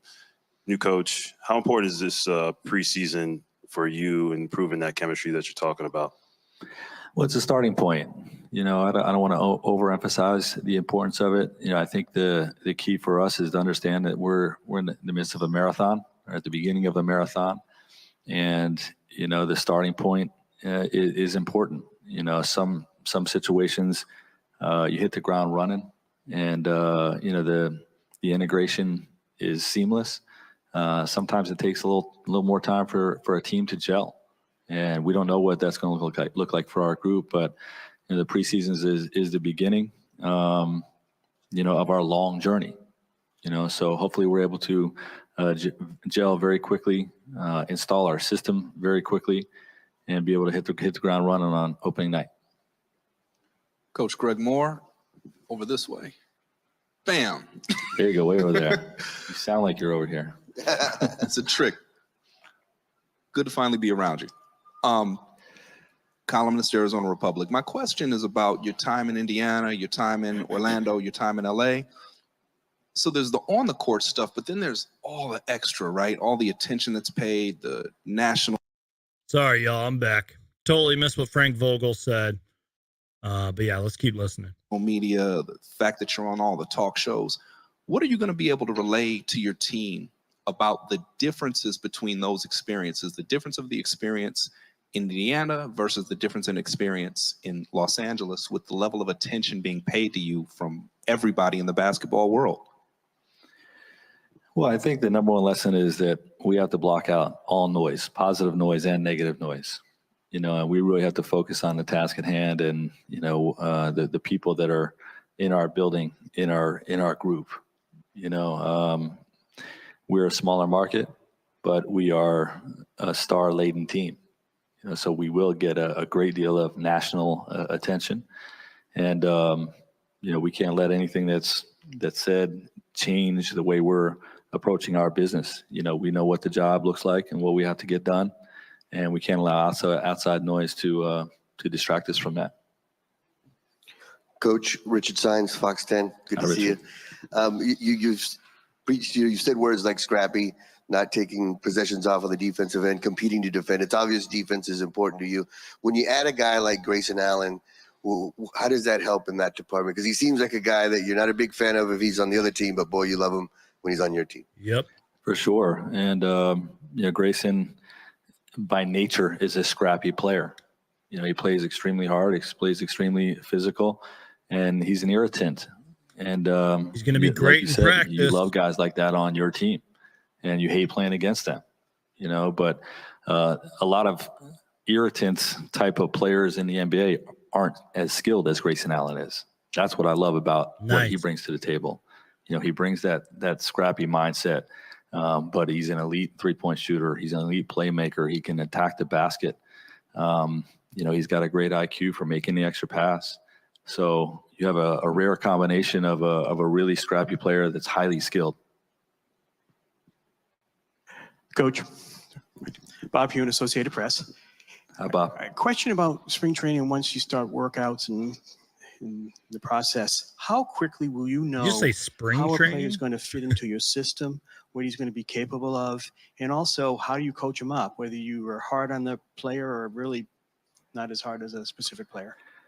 Well, I think how you coach them is something that, is you learn as you go. Every player responds to different levels of coaching. How quickly I'll know whether they fit into our system, I would say there's a great starting point for every player on our team. And that's why they're here. If we didn't feel like they fit into our system, we wouldn't ask James and Matt and Josh to acquire them. So I think the starting point of how well they're going to fit is really high for all of our players. And, preseason, regular season, those lessons that we learn when they get their opportunities to actually perform in our system, will give us those answers. Real quick, y'all. I don't want to sound like a know-it-all here. And look, we can analyze and we can watch film and read all this stuff, but the people who really know these players and know if and when they're going to fit in the Sun system is Frank Vogel, James Jones, the coaching staff, etc. They know better than we do. That's just a reminder. Hey, Frank, Mark McClune, Arizona's family. Hi, Mark. Hey, good to see you. With training camp, and you have your three guys that will likely, be on the floor for you, but the other two spots and the rest of the playing time up for grabs. How fierce do you think the competition will be for that playing time? How fierce would you like it to be? Fierce but healthy. We're all on the Fierce same team. But healthy. There will be an element of winning the job, but there will also be an element of this stretch. I'd like to see this combination play for the next 5 games, or for the next 10 games. Or I'd like to see a smaller lineup or a bigger lineup. I want to see how these two players play with one another, So I don't want the competition to distract my purpose in exploring the roster and all the combinations that we can look at throughout the course of a season. Hey, Frank, over here. Trevor Booth with Clutch Points. Nice Hi, to meet Trevor. you. Trevor. Now that the roster is set, what do you feel like is the defensive potential of this group, and how well do you think it can do in your scheme? I think that we have the potential to be great on the defensive end. We certainly have to put in the work. I do think we're more offensively talented than defensively talented, but we have guys that really compete, and that are winners. And we're going to be a group that has a great scheme, a very intelligent defensive scheme that will be very, our guys will be very well prepared from game to game. So I think the ceiling is very high of what we can be on the defensive side of the ball. But our guys got to put in the work. Yep. Hey, Frank, all the way back here behind the camera. Eliav Gabay, Sports 360 AZ. Good to see you again. So you've had some great leaders on your teams, and now your 3 stars here have to take that on. What's the conversation been like with them as far as leading on the court and in the locker room? Yeah, well, everybody leads in different ways, and I think you have to stay true to who you are. I think guys that lead by example should lead by example. I think guys that lead with their voice should lead with their voice. And, we have both of those types of leaders on our team. I also preach leadership from every chair in the room, so even a guy that may be out of rotation, as a green light and encouragement, to speak up, in ways that will challenge his teammates, challenge our coaching staff, or to put things in the right direction, So. Real quick, I have to interrupt Frank Vogel there. I like that. He said something like, what did he say? He said something like, I challenge like leaders to everybody in the chair or whatever like that. He pretty much what he's saying is you could be a guy off of the bench and I want leadership out of you. I want you to challenge the coaching staff and the players and all that. That's an interesting, I don't think I've ever heard that from a coach. That's pretty cool. So we'll encourage that from everyone. We encourage that from everyone. He's talking about Frank, leadership. This is Dave King with SB Nation, right side. I did. Hi. You were talking about you've got a lot of opportunity to have a really good defense this year, but that's not their highest forte. Their best is offense. That does put, the way the roster is constructed, that does put a lot of pressure on Kevin Durant to do a lot on the back end to help on the help defense with Yusuf Nurkic and all that. I know you had LeBron James in recent years on the Lakers, and that was when load management was kind of a big deal in the NBA. Are you still, are you going to try to manage the physical impact on your older players this year during the regular season, do you think? We'll be smart, in everything we do with what we're asking them to do, both from a workload standpoint with practice, off days, games throughout the course of the year. You will make those decisions game by game, but also with how we're using them and what we're asking them to do.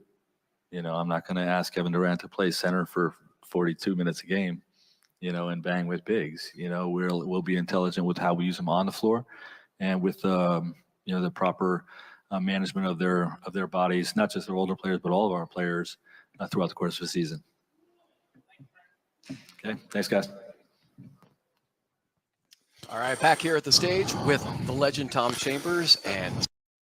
All right, so that was Frank Vogel. I'm just checking on something because the live stream is on a little bit of a delay, so I'm just seeing what's going on. I think they were talking to Josh Bartlestein and James Jones, which is next. Real quick, just want to get to a couple of comments, then we'll move on here. Gonna have to actually disagree with somebody here. Nurkic is not better, or I guess I agree with that first part, but I disagree with the second part. Matt Ishbia just wants to be super handsy with the roster. I mean, what's wrong with that? Robert Sarver was never super handsy with the roster, you know what I mean? But I do agree, Nurkic is not better than DA, because I saw somebody say that, the other way around or whatever. I don't know what I'm talking about. Anyways, let's see. I just hope that Nurkic improves his field goal percentage to at least the 60s. I mean, Forgot what he shot last year, but if he's anywhere close to 60% or 55%, that's a lot better. You know what I mean? Happy that we got KD at the end of the day. Exactly.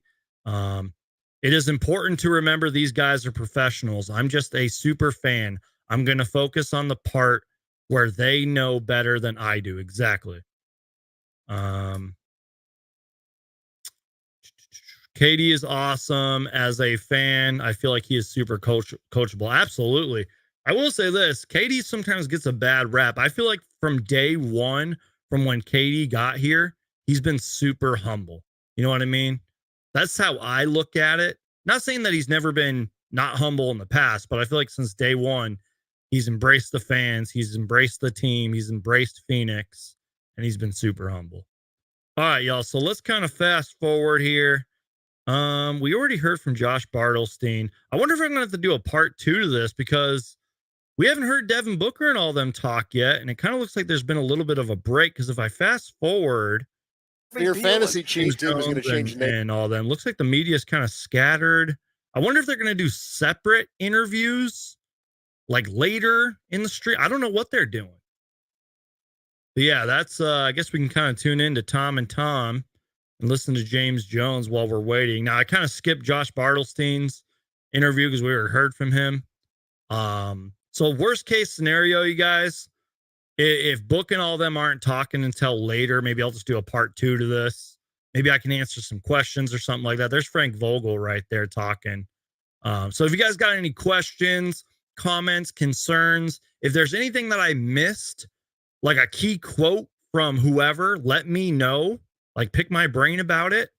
That's just letting you guys know what we're doing here on Phoenix Suns Media Day. And again, for anybody who cares, this was just a spontaneous stream. I originally was going to go live after Media Day. But I figured, hey, let's just do like a live reaction. Kind of fun to do this kind of stuff here. And yeah, so if you guys got any questions, comments, concerns? But real quick, I'm loving what I'm hearing, you guys. While we're kind of waiting to see what's going on, I'm going to go to the tweet deck here, and we're going to kind of react to some things that have already been said while we're waiting for more questions or comments for Book and Katie and all them to come up. I got my tweet deck pulled up here, or I'm going to pull it up anyways. And I just want to make sure I didn't miss anything. I got like Shams and Woj and all them pulled up. My computer's kind of acting up. Sorry, guys. But I will say this. I was texting my friend, my good friend Thunder Steve 85 while Media Day was going on. And I love the way that he said this. I said, great Media Day so far. Love what I'm hearing. And he goes, 100% agree. I'm literally eating it up, man. This is food for my soul. And I like the way he said that because a lot of what has been said during this Media Day and from Matt Ishbia's very first press conference when he became owner to Frank Vogel's press conference, even when Bradley Beal was talking in the media and KD for the very first time, it is just so refreshing.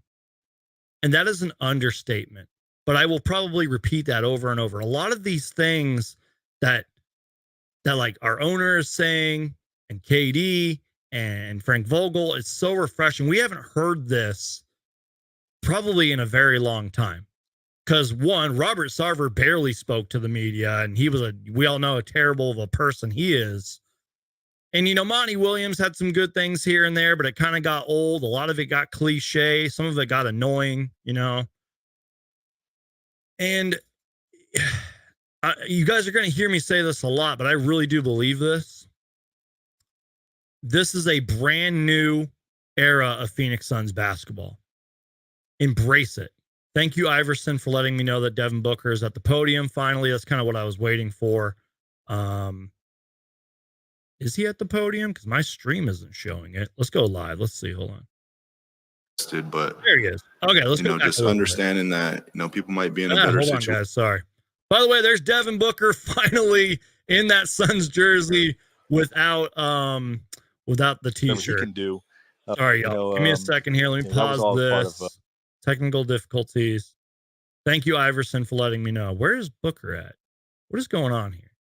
There's Booker in the background. Hold on, y'all. Technical difficulties. One-man show here. Go back a little bit. I want to recap this all from. Okay, Booker sits down. Okay. Oh, wait.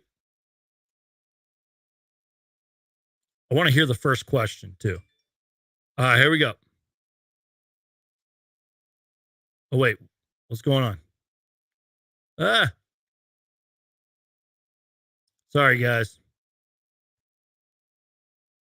I know a lot of you guys may not think being a YouTuber or a podcaster is hard work, and it's really not.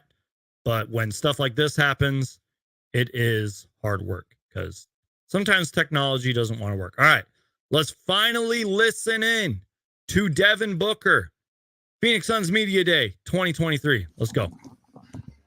Curious with you in terms of, Matt Ishbia just came up and said that you guys have the best team in the league. What's it mean to have an owner have that kind of confidence going into a season? Preach. I mean, it means a lot. I mean, he's a player first, so he understands the game. He's been around the game. He has championship pedigree. And thank you, Iverson, for letting me know. Back in the great state of Michigan, we have some we have some connection there. Chris being traded, and obviously DeAndre, you played with them, got to a finals with them, build relationships with them. What's it like knowing that you won't have those guys, but on the other side, getting a Bradley, getting a Nurkic on that end? Yeah, man, I don't even like to say that in the same sentence because not only those guys, even before that, Mikal and Cam, everybody that was a part of historic part of this franchise. Trades are the hardest part of this business, because I know me personally, I'm so invested, but, just understanding that, people might be in a better situation. I seen DeAndre get to Portland. He had a big smile on his face. And, even when we shook hands before he walked out after the trade, you could tell his energy was, a new opportunity, new momentum. So that's all you can ask is that they're in a better situation. Hold on, y'all. I just realized Devin Booker has some tape around his wrist. Oh, no. Anyways. Continue to flourish and get better.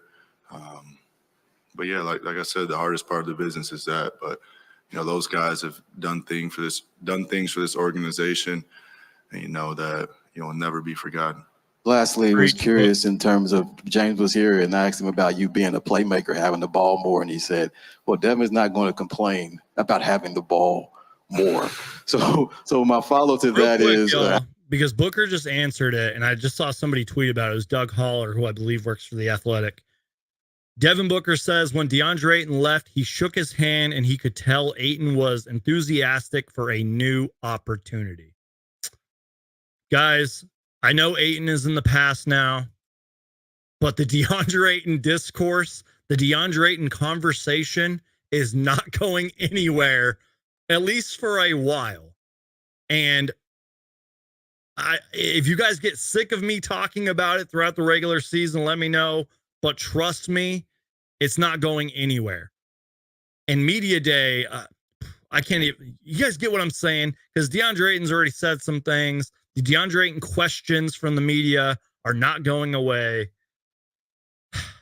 Oh, boy. How are you feeling about being in that role of you've done it before, but it may be on a bigger scale with this group?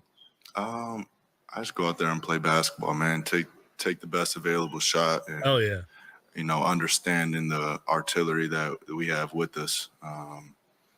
So all these guys make the game easier for me, and I understand that. So, we all have to be aggressive at the same time. So, finding that balance and, I'm sure we'll pick up on it quick once we get in training camp and, start bumping a little bit. Book, Kellen Olson, Arizona Sports. Good to see you all. Echo the congratulations on the shoes. Very cool deal for you, man. You and Kevin, I'm sure as soon as the season ended, we're chomping at the bit to get after it. You've been seen spending a lot of time with him this summer. Just how much have you two been in dialogue and just talking about whether it was the Bradley deal, this deal, the shape you see the team in, and just how eager you guys are to make up for the way the last season ended? I'm just, excited to see our relationship continue to grow. As everybody knows in here, I was a fan first. Yep.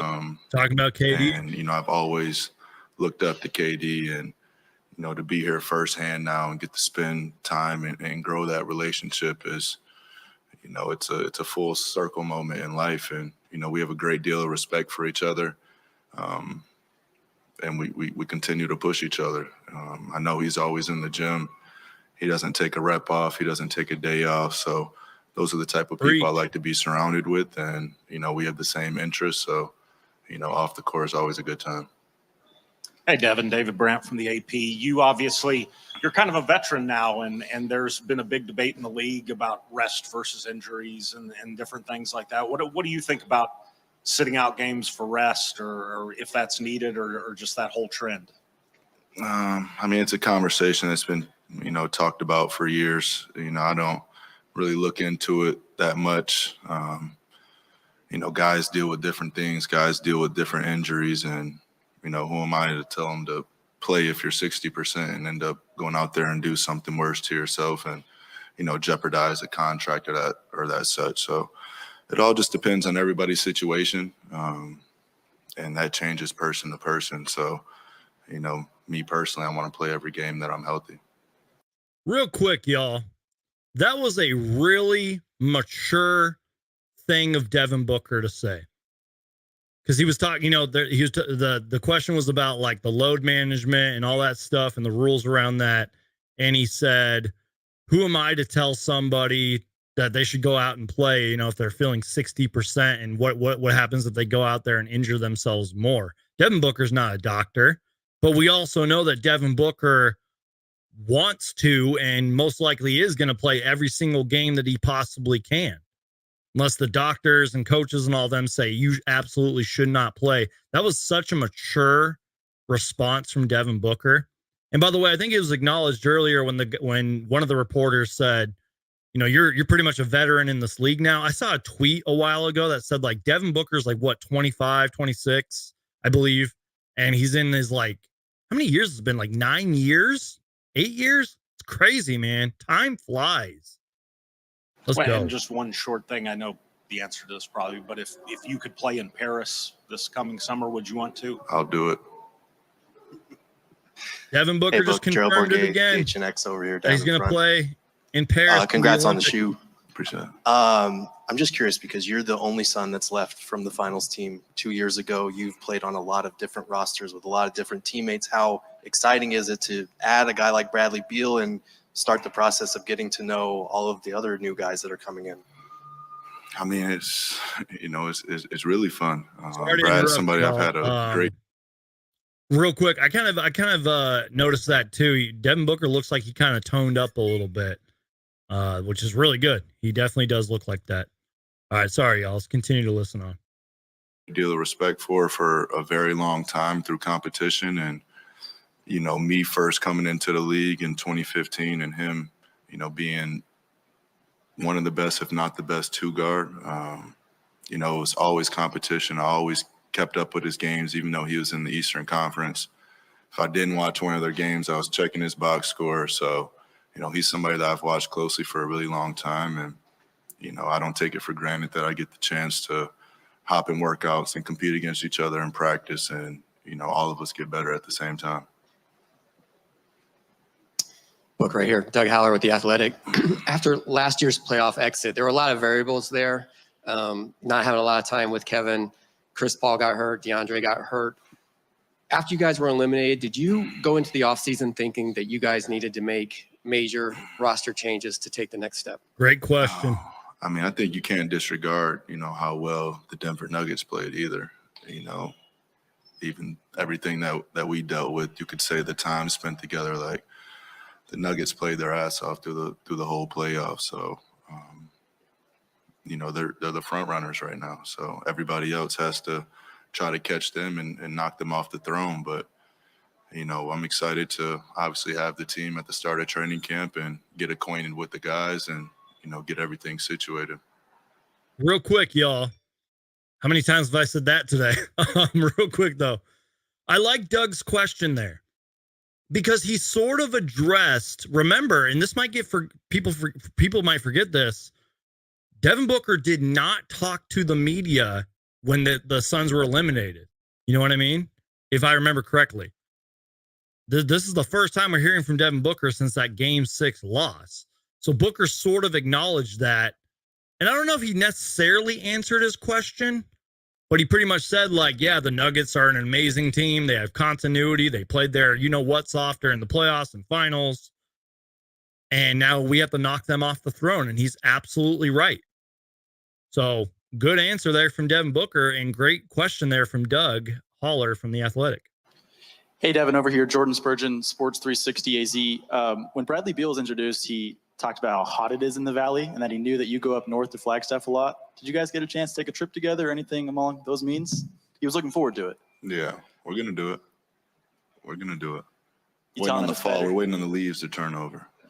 Yeah, So really get down the low 50s, 40s, that's away what I'm from the looking 80s. for. Okay. Fresh air. D-Book, Michael Yarrow, Yahoo Sports. Kentucky just reloaded with freshmen Rob Dillingham and DJ Wagner. What do you think about them and what they can do this season? Them guys are go-getters. Shout out Tyler Eulis, too, one of my close friends. He's on staff with Former Coach Cal Phoenix right Sun now. Tyler So Eulis. he keeps me updated with everything. He just said that Tyler Eulis is on the Kentucky coaching staff. Remember, Tyler Eulis played for the Suns for 2 seasons and then completely fell off the face of the earth. And now he's a coach now? I didn't even know that. And that's going on in Lexington. Let's go back. Let's replay that. Dillingham and DJ Wagner. What do you think about them and what they can do this season? Them guys are go-getters. Shout out Tyler Eulis, too, one of my close friends. He's on staff with Coach Cal right now. So Wow. he keeps me updated with everything that's going on in Lexington. And those are the 2 names that he's super excited for. And I worked out with Dillingham, me and Chris did, because he played for CP3 for a minute. And, I've known Little Wagner since he was a kid. I've been hearing about him. So, I'm excited to see where their careers go. Hopefully they can bring a championship to Lexington. And, I'll be watching those guys closely the rest of their careers. Devin, Richard Sines here, Fox 10. Good to see you. When Bradley Beal, signed with you guys, got traded with you guys, he talked about playing meaningful games, here, playing for a team that's going to be in the mix. There were times where, you were on a team that wasn't in the mix, and now you are. How can you relate to what he's going through and the excitement he must be feeling to be here with you guys? Situation's a little different because I think they had early success. I think they went to the Eastern Conference Finals when it was him and John. And, to have that, taste of playoff basketball and then it be taken away would probably be a much more hurt than what I had to go through. I came into a rebuilding franchise and I was a young player that, I got opportunity. And, I wouldn't trade that for anything as you're a young player. I was just thrown into the fire to figure it out. And now we're at the point where, it's time to win. And that's all that matters. So I can only imagine how he felt from getting that experience and then begin the rebuild phase. I know he didn't sit well with him. Real quick, y'all. I'm not trying to preach to you guys, but it's true. Even though, I've had a lot of different jobs, you know what I mean? And even though I hate to admit it, sometimes in some cases, in some scenarios, whether it's your job or school or whatever it may be, your basketball team, football team, whatever, sometimes getting, as Devin Booker said, sometimes getting, quote, thrown into the fire is the best way to learn. Just saying. I don't mean to preach to you guys, but Devin Booker is 110% right. Getting thrown into the fire, you learn experiences, all that stuff. Book, this is Dave King with SB Nation, Brightside. Dave King. You're going to be handling the ball a lot this year. There's not a true point guard on the team. I know you're going to share the work with Kevin and Brad, but you've had the ball handling duties at different times in your career, and it can be really, a burden physically for a full game being the point guard. Have you thought about that? Have you thought about how, you're going to be able to deal with that extra pressure?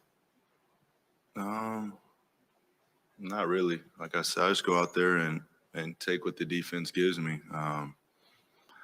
Not at one point of a game do I ever feel tired or, feel like there's a workload, usually the next day maybe, but it's just hoop and, I have a lot of help around me.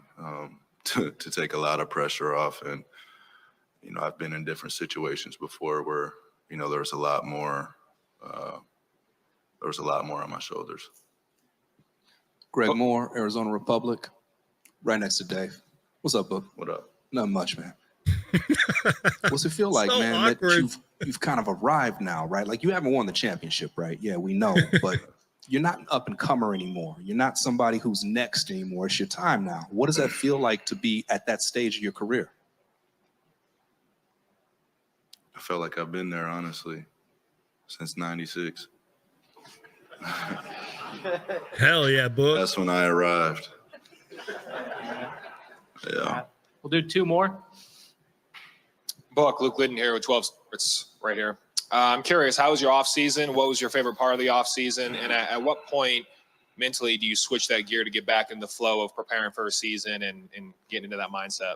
Always preparing for it, always thinking about it. But, I did get some time away. I love to travel. I love to experience new things and new cultures. That's how I feel like I continue to learn. So spent some time in Europe, and that's always a great time. But, the shifting in the mind never really changes.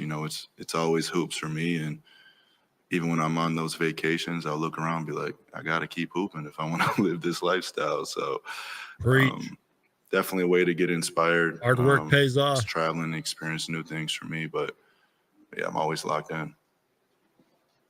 Devin, is Dana Scott from Arizona Republic. How you doing? Good. How you feeling? Good, man. Just wondering, last year you played a lot of minutes in the playoffs with Kevin, and you had to handle a lot of scoring load. Of course, we have Brad now. How confident do you feel with having that load a little bit taken off and pressure, including with this new bench that you guys got? Yeah, I'm ready to get to it.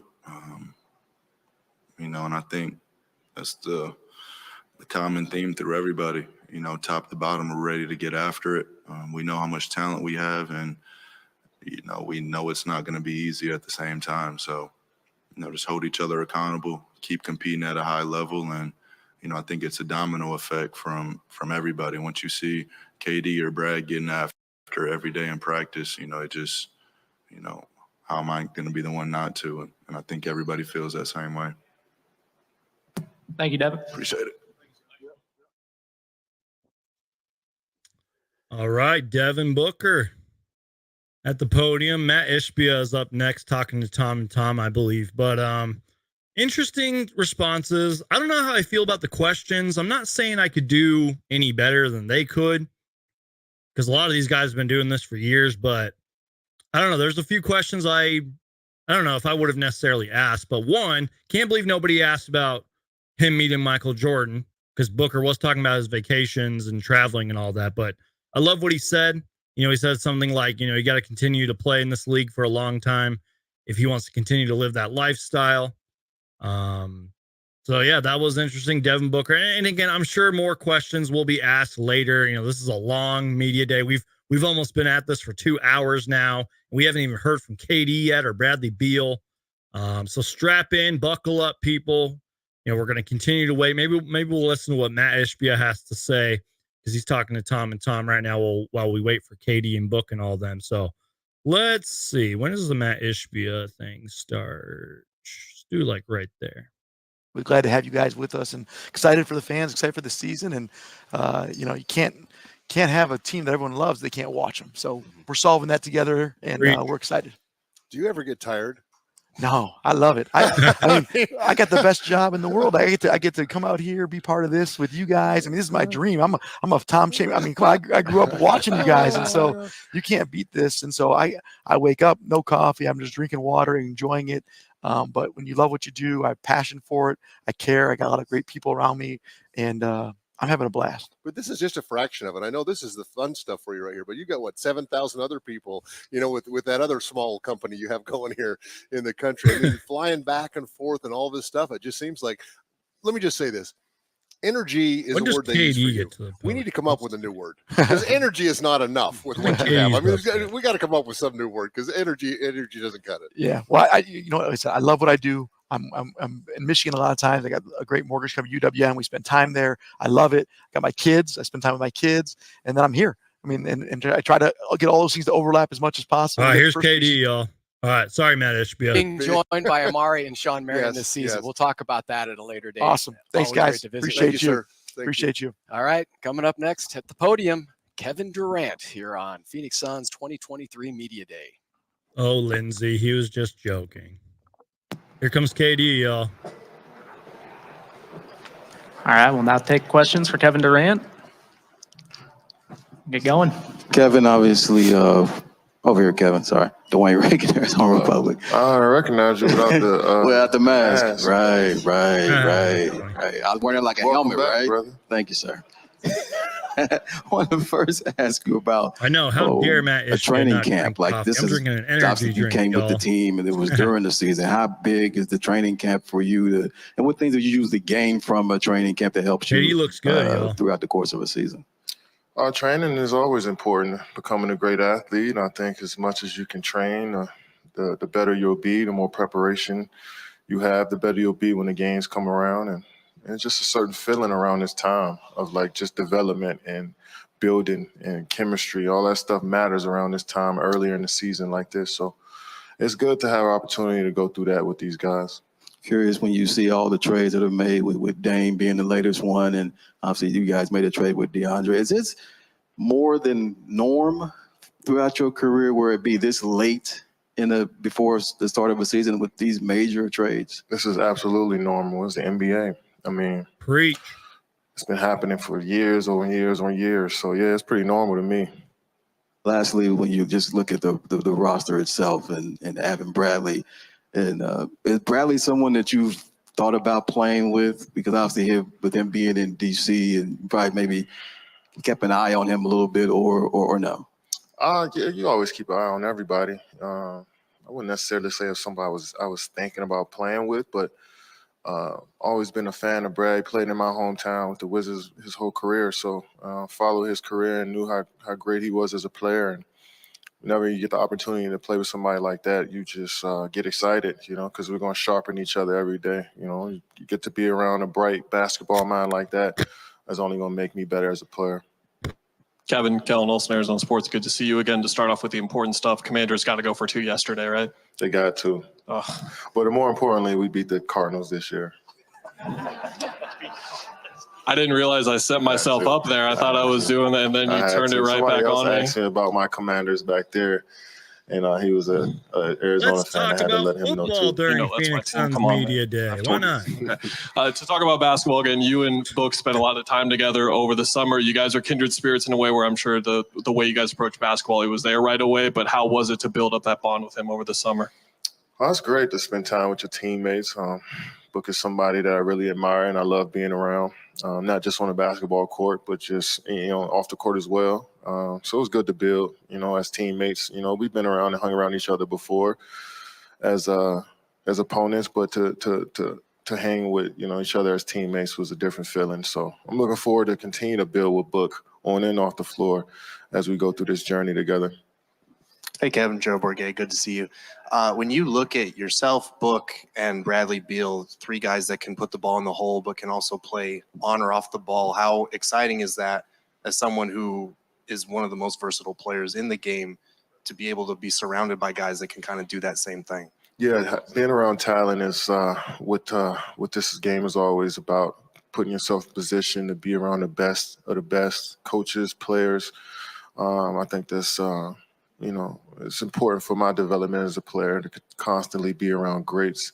And these guys portrayed that in this league for a long time. So guys that can do multiple things with the basketball, without the basketball on both ends of the floor is only going to make me better as a player. So, and it starts in practice. Those guys have a high standard for themselves in practice along with myself. So we just got to look forward. I'm looking forward to maintaining that level every single day. I know it's hard, but I'm looking forward to the journey of doing it.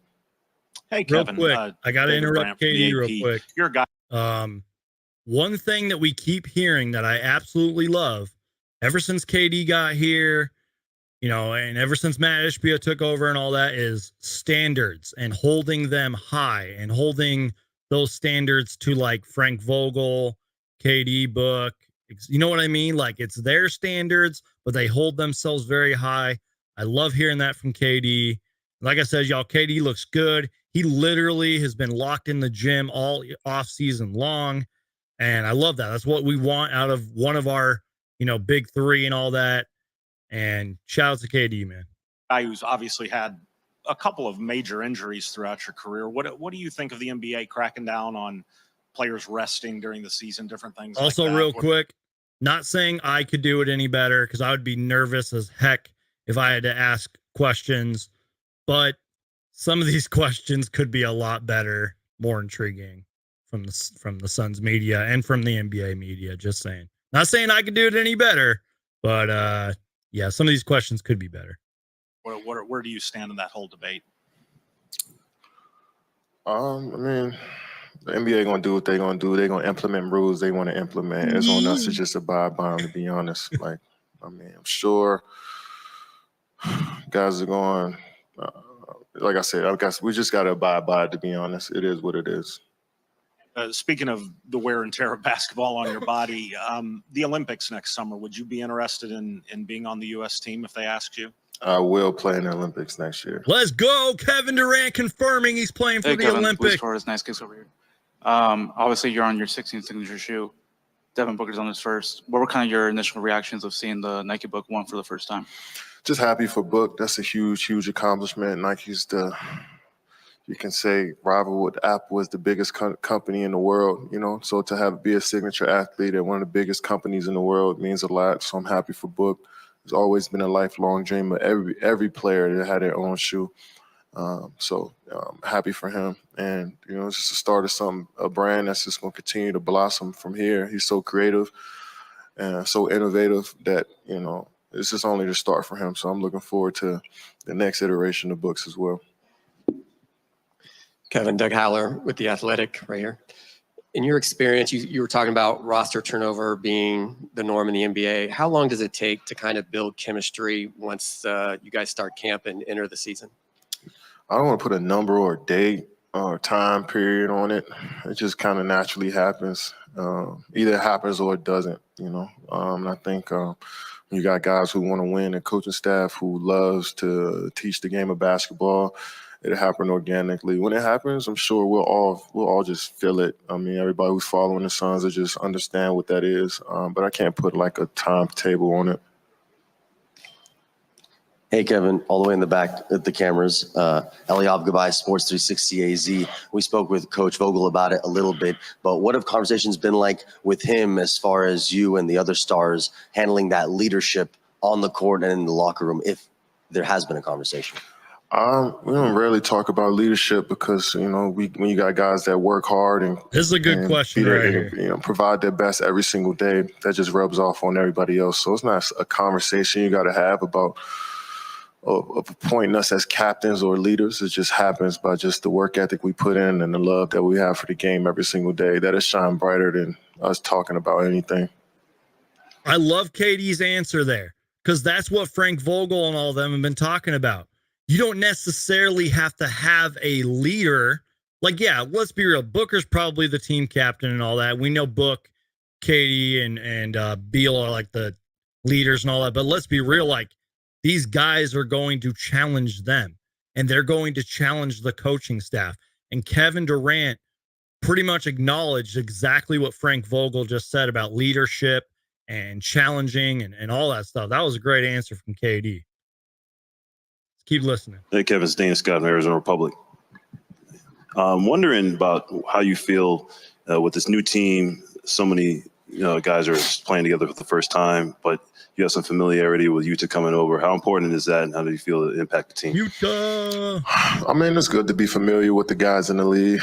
Regardless of me, you to play together, I knew who he was. I know what he brings to the table, as along with all of my other teammates now, just from playing against them and following the game. It's always going to be about the reps you get in with one another on the floor. That's going to be the most important telltale sign of who we are as a group. And that usually takes a while to kind of see what everybody's roles is. So, but I'm looking forward to the journey. in the back, Kevin. Jay Russell of Burn City Sports back here. Wanted to ask you, you guys have to deal with some big bigs in the West, talking about Jokic, Sabonis with the Kings, Anthony Davis with the Lakers. After the trade, you guys have some pretty good bigs now. How do you think defensively you guys are going to do? And then with you being a power forward, are you going to be good with doing a lot of help defensive stuff as well? Because it's really tough out there. Yeah, I mean, the bigs you named, I don't think anybody can stop those guys, no matter who you bring on your team, you know. So, I mean, those type of guys provide such a tough problem for every team in the league. And my job is to do whatever is required, you know, whatever coach needs me to do, I'll do. Preach, KD. Hi, Kevin. Shane Neal on Ford Sports. Just curious, 15 years in, being one of the best scorers ever. 16 with the injury, you're correct. 16. What does a player with your stature look to improve on or add in the offseason training, if anything? It's about maintaining. That to me, I'd be like, "Whoa, my bad, bro." I always want to just continue to maintain what I have and just play as much as I can, to be honest. As you get older, it's just all about just getting as many reps in as you can. I mean, new philosophies on the game, I'll learn those throughout, as I play. And if I want to add a couple new moves, I just try to maintain the fundamentals, and then I could build on everything from there. Take 3 more for Kevin. Kevin, Brandon Brown from the Phoenix Business Journal. You've been in the Valley for a little bit now, and you're also known as one of the more savvy businessmen within the NBA, doing deals and stuff off the court. In the Phoenix area, have you been, been approached? Have you been looking into any type of businesses? And then maybe within your teammates, you have a lot of new teammates. Are you guys talking about business deals? What maybe advice do you have for some of the younger players?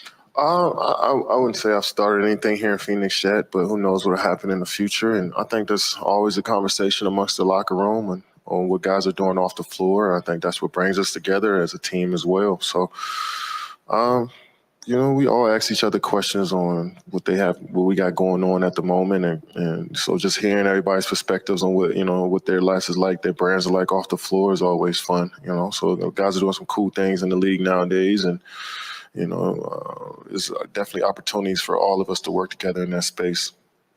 I guess you could say about Kevin Durant and doing business, especially in Phoenix, is Kevin Durant's business. Sorry, dad joke. Okay, let's keep listening. Kevin, Greg Moore, Arizona Republic to your left. What can you tell your teammates about what it's going to be like to be on a super team, right? You've done this before where teams haven't gotten a lot of attention in your career and then teams that have gotten a lot of attention in your career. I think this Phoenix roster is going to be more scrutinized than we're used to around here. What can you tell your teammates about what that's going to be like? Well, the expectations people put on us really don't mean anything unless we, it don't mean nothing unless we put the work in every single day. That's the most important thing. The people in that building who are consistently in that building with us every day are the voices that we should listen to. I mean, obviously, it's hard to get away from the opinions of everybody and how they feel about our team. But at the end of the day, when you realize that the guys that you're going to war with every day are the people that you see every day, and you tend to focus on them, and everything is pretty smooth from there. So expectations are going to be, coming from everybody, but it is what it is. That's a part of the business. As much as you can focus on who's in the building, the better for us. Dave, last one. Kevin, over here, Dave King with SB Nation, Brightside. King. I know you touched on this a couple of times, but specifically to the 65 game rule to make it all NBA or MVP consideration or all defense consideration. Guys in your position who are, like you said, you want to get every rep you can, but it's a tough game. It's a tough business. Is there a worry about your legacies at stake here with the not being able to be on consideration for those awards? I don't know. I can't speak for everybody. That's a good question, actually. Short answer would be no. I think guys are just focused on every day, trying to be there every single day, and whatever happens, happens. Some unfortunate things happen throughout a season where you might not be able to play because of injury, but you tend to just focus on each and every day, and your legacy is what it is. What is legacy, to be honest? What is the opinions from all you guys on what you say about our careers after it's done or the accolades that we accumulate? if you plan for just that reason, then, you know, so I think guys are just going to focus on day to day and see what happens. Kevin Thank you, Durant, Kevin. right, by the way. All right. Good stuff there from KD. Like what I heard. You know, I was asked in the chat earlier, you know, what I would ask. I honestly can't sit here and pretend like I would know, because I actually had my friend Trevor, who is at Media Day right now. He reached out to me and asked if I had any questions for the team and all of that. Really, the only question I could think of, and it's not even really that good of a question, is, hey, what shoes are you going to rock for, you know, the opening preseason game, and what shoes are you going to rock on opening night and all that? But I don't know if I would really have any good questions, but with all due respect to the Suns media, I feel like there could have been some better questions, you know. Still, this is a lot of fun, though. I like doing this. We're almost at the 2-hour mark, y'all. Phoenix Suns Media Day, NBA Media Day 2023. And I cannot repeat this enough. You guys are going to get tired of me saying this all season long, but it is a brand new era of Phoenix Suns basketball. So let's see if Bradley Beal's going to. Oh, okay. So Katie's talking to Tom and Tom. I would like to hear this, and then that's probably when Bradley Beal's going to come up. So let's hear from Kevin Durant, y'all. Yeah, enjoy it all season. It's pretty cool. It's pretty different than my off season. I used to be on a mountain and nobody knew what the heck happened. You know? Used to be. You still are. Well, yeah, kind of, maybe a little bit. But it is crazy because, yeah, I see you guys walking out of a gym in LA, and I see you walking out of a gym in wherever. I mean, it's just amazing that you guys are like, you have to have paparazzi like following you around. You're such, you were mentioned, and I mean, because you're blessed because of what you have, but you've got to sometimes feel like, can I just go blend in here a little bit? Yeah, sometimes you do feel like a fish in a fishbowl, and you want to go up to the mountains and hang out. He's got room. Yeah, no, I might have to call you up on that. But like I said, it's give and take and everything, and it's something you just got to deal with. But for the most part, people are respectful and really appreciate what we bring to the table as athletes. So there's a lot of cool interactions, you know, when we go out nowadays. So it's not too bad. Well, you've got to be excited. I mean, from the first minute guys get signed, and I said this to James Jones, I think they signed 6 guys in like 5 minutes. I mean, for guys, obviously they're lining up to want to come and play with you and with Book and the things that are happening here. But guys like Eubanks, who's, I mean, he's one of the leading shot blockers in the league in 20 minutes a game. Yeah. And I'm intrigued by Bull, and obviously Eric Gordon took a bunch less money to come here and play. That's got to be rewarding, and you're excited about it. Yeah, most definitely. I mean, guys want to be around talented players, but let's not underestimate the city of Phoenix and people wanting to live here in Phoenix. I think Eubanks was living in Phoenix before, in the off seasons already, so it was an easy transition for him. And I think the city attracts a lot of people. You know, a lot of guys want to come play here. So then you add the talent and the coaching staff that we have on top of it. I think it's a win-win for anybody who's looking for a new team. Josh Bartelstein was saying when you went to the practice facility, all you heard were swishes. He's like, the ball's not even touching the rim, man. You guys have added some more shooters too. Yeah. Your former teammate, Yuta Watanabe, obviously Eric Gordon. I mean, Grayson Allen, a career 40% shooter from deep. Yeah. What has that been like? Kind of describe to the fans those workouts. And TC talked about, you guys have been working out sometimes in California as well. Yeah, I mean, we spent a few days with each other in the summer and a couple days here now. Week before camp, guys getting in the gym, getting to know one another. And it's good when you got guys that can stretch the floor like that, that can give your scorers space to operate, but also guys who got the opportunity to, when they get the opportunity to get the ball, they know how to score it as well and make plays for one another. So I think we got multiple guys that can do that, and we're looking forward to seeing how it works on the floor. I mean, it's easy to say right now. On paper, everything looks great for every team in the league, but getting the reps in and truly understanding our roles, that's the hardest part, and I'm looking forward to doing 13 new guys from the end of last season. It's crazy. I know it's always a difficult question because you don't want to just spotlight one guy, but like in the couple of workouts, is there somebody like, whoa, he can bring that? I mean, I pretty much know all of these guys in and out. I mean, the scout reports are always, deep in the season, so you know what each player does and you know their tendencies. But just being around these players and seeing who they are, seeing their routines, I think that's the coolest part. I'm always interested to see what a guy's like on a day-to-day basis, and these guys are true professionals. So it's only going to help us out, help our team out, and make the product on the floor even better. I love the fact they got a couple of guys that aren't scared. Exactly. When you get Nurkic in there and you get Grayson Allen in there, y'all. I mean, those are guys you don't want to play against. You want them on your team. You got to be Exactly. excited about. What is going on? Sorry, y'all. real quick, I was having a little bit of a cough attack for some reason. We just hit the 2-hour mark, everybody. So do me a favor, y'all. Make sure to Hulk smash that like button, whether you're watching now or later, especially if you've made it this far and you're watching later. Crush that like button. We're listening to KD, hearing some good stuff from Tom and Tom. And I think that's it for the broadcast, actually. I think that's it, y'all. I'm surprised we didn't hear from Bradley Beal, which I'm sure we will. I think the media gets a chance to talk to them later. Is that the end of the stream and everything? I think he's Oh, just there's not Bradley Beal. I was scratching. about to say, I was like, no way they ended it. I was like, that'd be ridiculous. All right. My bad, y'all. Remember, I'm on a little bit of a delay, so let's continue to listen in. Here is Bradley Beal. Sorry to interrupt the KD thing from earlier. Again, y'all, we are 2 hours in, going strong. This energy drink is kicking my butt right now, but don't worry. I got a little bit of water, and I'm going to make sure to eat some food after this. But yeah, let's listen in to the newest Phoenix Suns star, Bradley Beal. Fast forward a little bit. 100%. Hey, Brad, good to see you. When last we talked about the whole point guard thing and kind of sharing the ball handling duties, we didn't know what the rest of the roster looked like. Now, kind of looking at the shooters you guys have, some of the other guards that you brought in, just how comfortable are you with where the roster is at and kind of the ball handling and the playmaking department?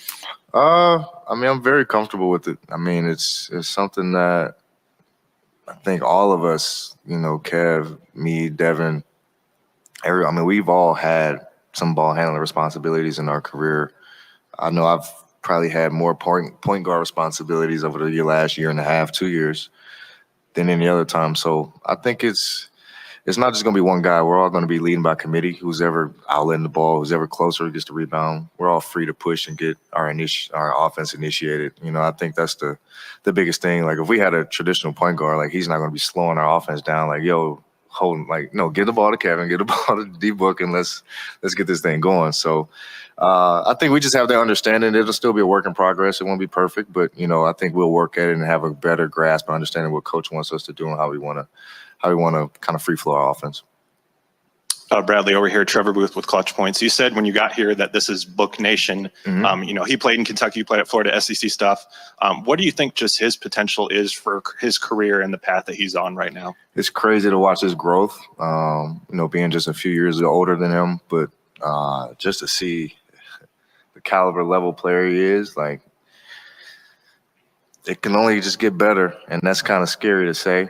And I'm excited to see that because I'm going to continue to push him and push him and push him and push him until he can reach that level that we know he can tap into, and whatever that is, because he can still be better. He can still grow. He can still improve, just like I can, just like everybody can. But I think his sky is unlimited, honestly, and I think he's just now scratching the surface of, and people really waking up and respecting his game and understanding he can carry a team. So he's right there.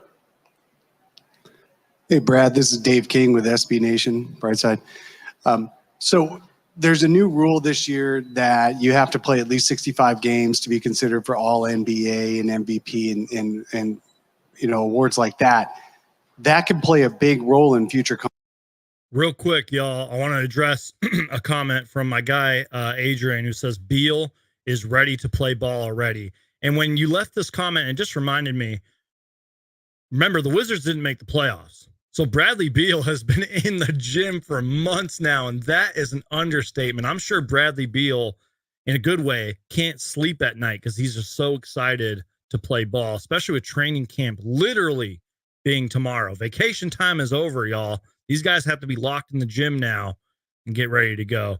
Thank you so much for the love. I appreciate you guys. Again, you guys, crush that like button, and let's continue to hear from Bradley Beal. But real quick, I'm actually texting my guy Trevor, who is at Media Day right now, and I did ask him if he gets a chance to talk to Devin Booker later, if he can ask him about that experience meeting Michael Jordan.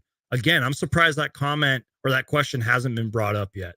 So yeah, we'll see if he gets a chance to talk to Book and ask him about that experience with Michael Jordan. All right, Bradley Beal, let's go. Contracts, and you've got a lot of years left in the league. How do you feel about that new rule? It doesn't bother me. honestly. I mean, the years on my contract are a blessing, but I mean, I'm only 30 years old. Hopefully I can keep these wheels turning. But Hell I mean, yeah. at the end of the day, we have a job to do. I said this a few minutes ago. Like, we still got to go out and do our job. If we're signing our contract, we're available to come. Just like we got to come speak to you, we got to go up and show up and play too, just as well. So, I mean, there's a fine line between understanding, as a player, you don't want to push yourself to a limit to where, you can turn being hurt to an injury. You never want that to happen, but you do understand the fan base and understand that, the league, there are fans who drive millions of miles just to come watch you play one time, and for you not to be available that night does suck to that fan. So I get it. I understand from both sides' perspectives. It may affect some people, but me, it won't. I respect the rule. It is what it is. And I want to try to play all games. So. Hi, Brad. This is Shayla Krim from Threefold News. Welcome to the Valley. We're all excited for you to be here. How's this transition been for you, your wife, and your boys? And what is something you want Phoenix fans to know about you? The transition has been great. So I want to thank everybody from our organization to every citizen I've crossed paths with, because they've made our move and our transition here smooth. Hell yeah. Your housing market was crazy this summer, I will say. I'm not happy about that, but it's been great. It has been an unbelievable transition. You got to start school out here very early too. That was another thing. My boys started like first week of August, which is adjustment. But everything's been great. Everything's been unbelievable. It's like I said, I'm not used to change, but I've embraced it all. I've been open-minded and embrace the change. This is better than what I could have imagined. Got time for 3 more. Hey, Bradley. Luis Torres here. Nice kicks. Obviously, you've been a Jordan Brand member for a while, but any initial reactions when seeing the book 1 and just feedback for him and his kind of growing legacy in the I sneaker? need my pairs. We still Nike family. It is what it is.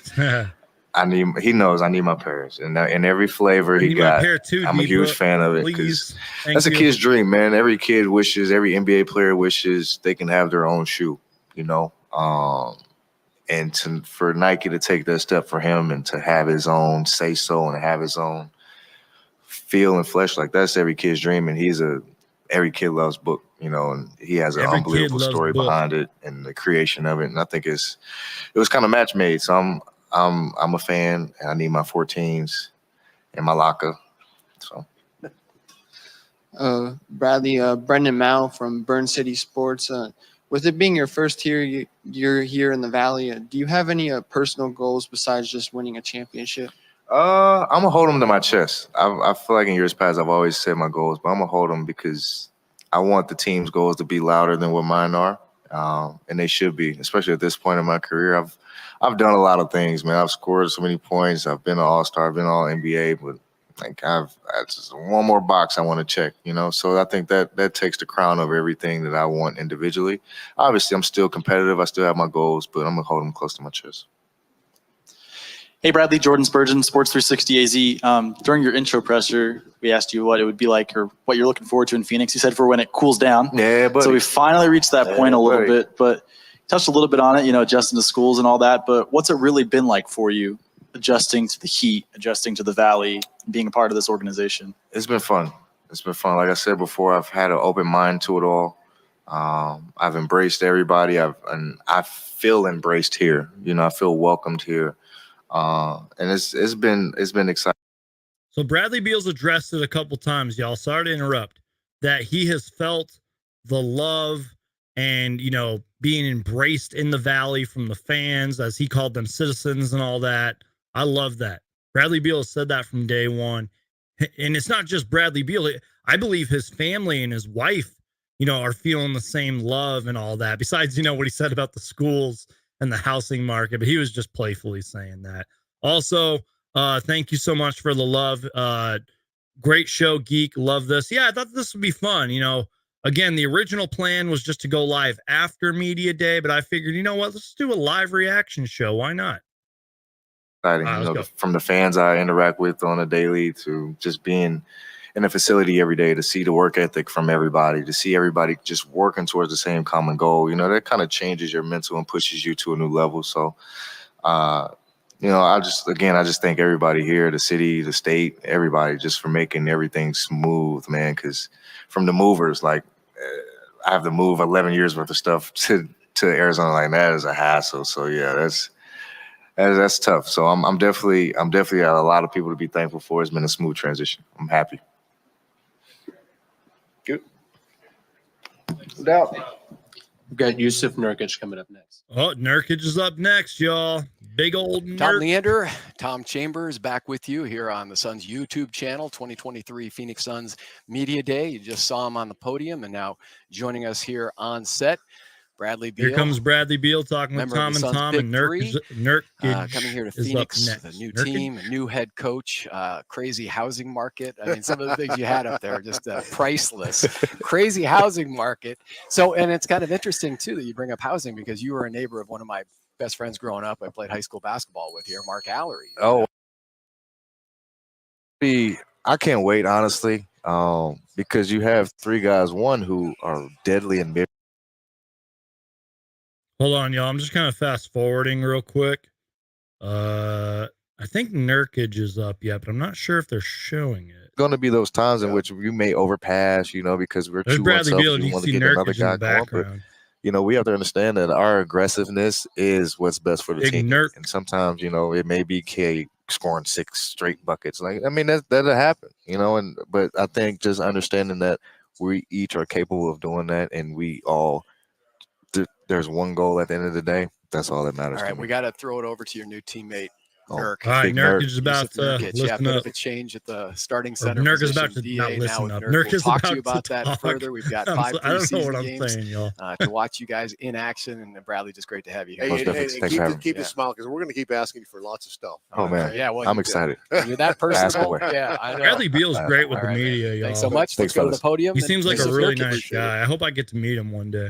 Here comes Nurk. I think we were scheduled important to be one on national TV this season. So Real quick, y'all. Sorry to interrupt Nurk. And I don't mean this question. I don't mean this like to be disrespectful, but does Nurk kind of look like he got like in better shape? Like, not that he was necessarily like a heavy guy. I mean, he's a big dude. Don't get me wrong, but he kind of looks like he slimmed down a little bit. Am I tripping? I don't know. Cameras always make things look differently, but he looks pretty slim. coming in a situation where it's going to be pretty much every game like that. So national TV and all the, I guess, pressure to come with. I think it's a great situation to be in, to play, and having the guys we have. I think we're going to be a lot of fun this year, and I'm excited to meet every fan out there. Hell yeah. Excited to meet every fan out there. Yusuf, Dana Scott from Arizona Republic. Welcome to the Valley. Just wondering about your thoughts on Bull and playing with him. Obviously, you played with Drew. Yeah, he has a different plays with a different dimension, compared to most bigs, like you and Drew. What do you think he brings to this team, and Y'all are how mean, you man. can go up against him in practice? You count Bobo as a big? So where you looking? That's where you looking, man. My bad. I feel like he's a guard. Like the way he played, the way he moved. I necessarily don't put him personally as a big, but I think he can play position for us in certain matchups and whatever coach put him in. But I definitely looking forward to see him in a kind of winning situation that he have a chance. But like you said, I think he's playing different. Real quick, y'all, Dave King just tweeted this out, which is funny and true. Dave King just tweeted out, Media Day, 2 hours and 15 minutes in, and we've still got 13 players to go, which is exactly why throughout the stream I was saying I'm probably not going to be live throughout the entire thing, but I wanted to hear from the big ones like Matt Ishbia, James Jones, Frank Vogel, KD Book, Beal.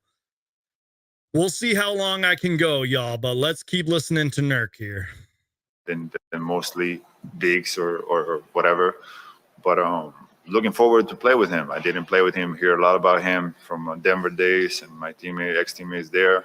So I think he will be really good in this organization as long as he, strive to be great. But like I said, I think he's a more guard, personally. Back here, behind the camera. Eliav Gabai, Sports 360 AZ, welcome to the Valley. So you just mentioned how excited you are to be coached by Frank Vogel. What responsibility do you feel on the defensive end for this team?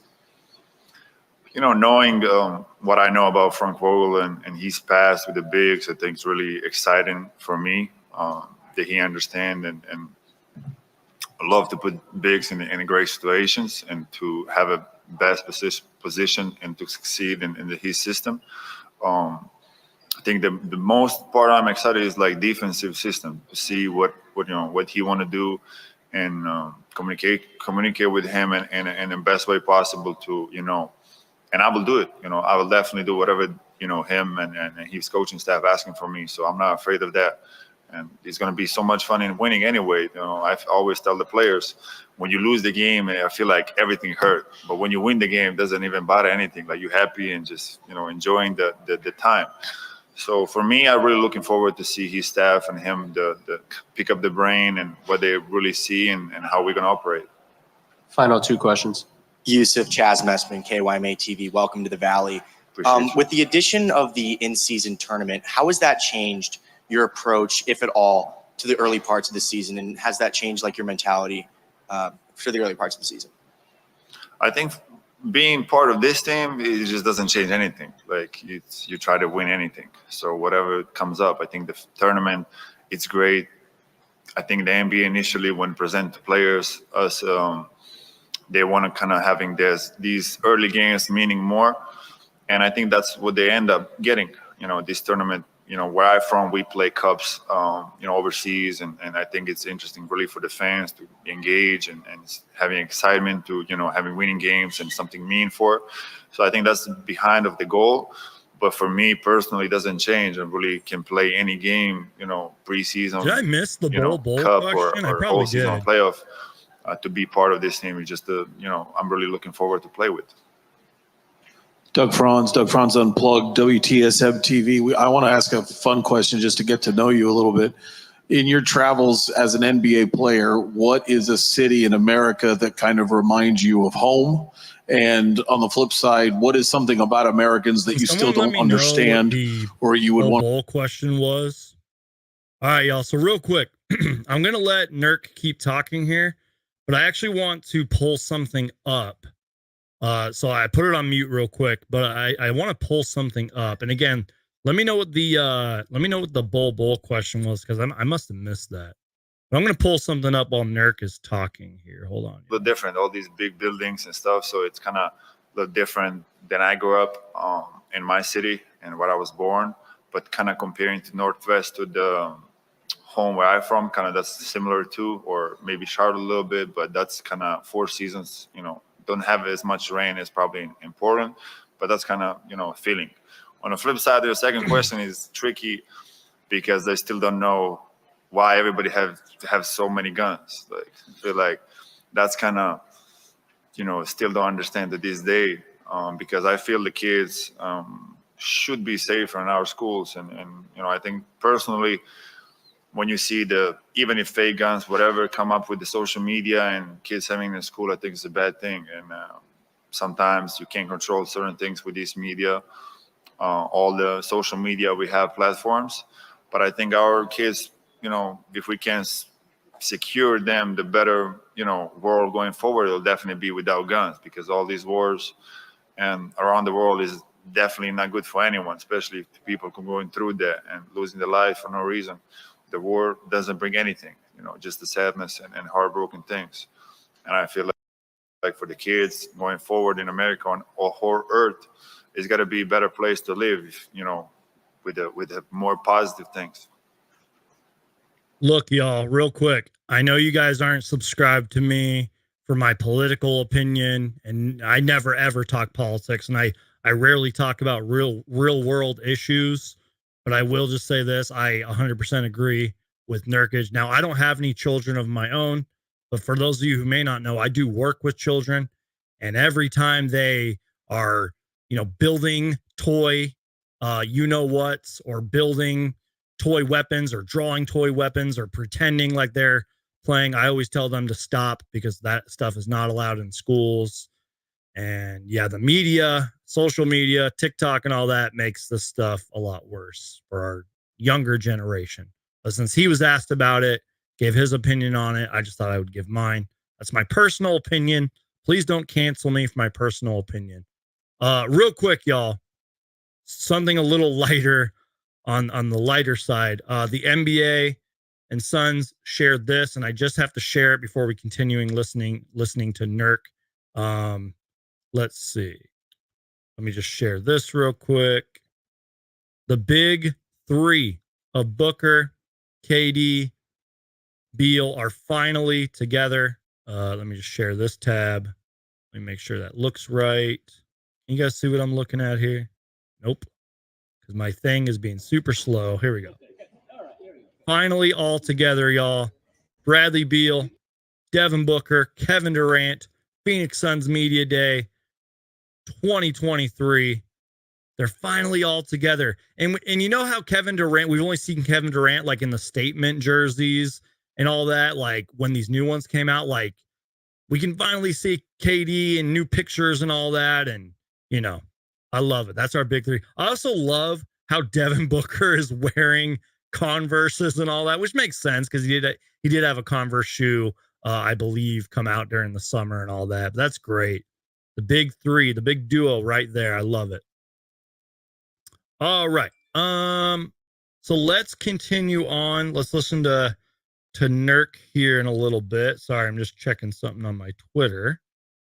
Okay, let's see. What is going on here? What is going on in my life? Okay, let's listen to Nurk here. Yep. Appreciate you. Oh, so Nurk's done talking. Prove and oh, there he is again. Be able to I just hit the access live definitely button. changed my body and a whole, you know, seeing Dame, how he worked over the years and how hard and be pro, I think is really amazing. You know, I have a dad leader. Real quick, everybody. You're not going to break Bull Woolen. I'm actually going to mute this, but you guys can still watch it in the background.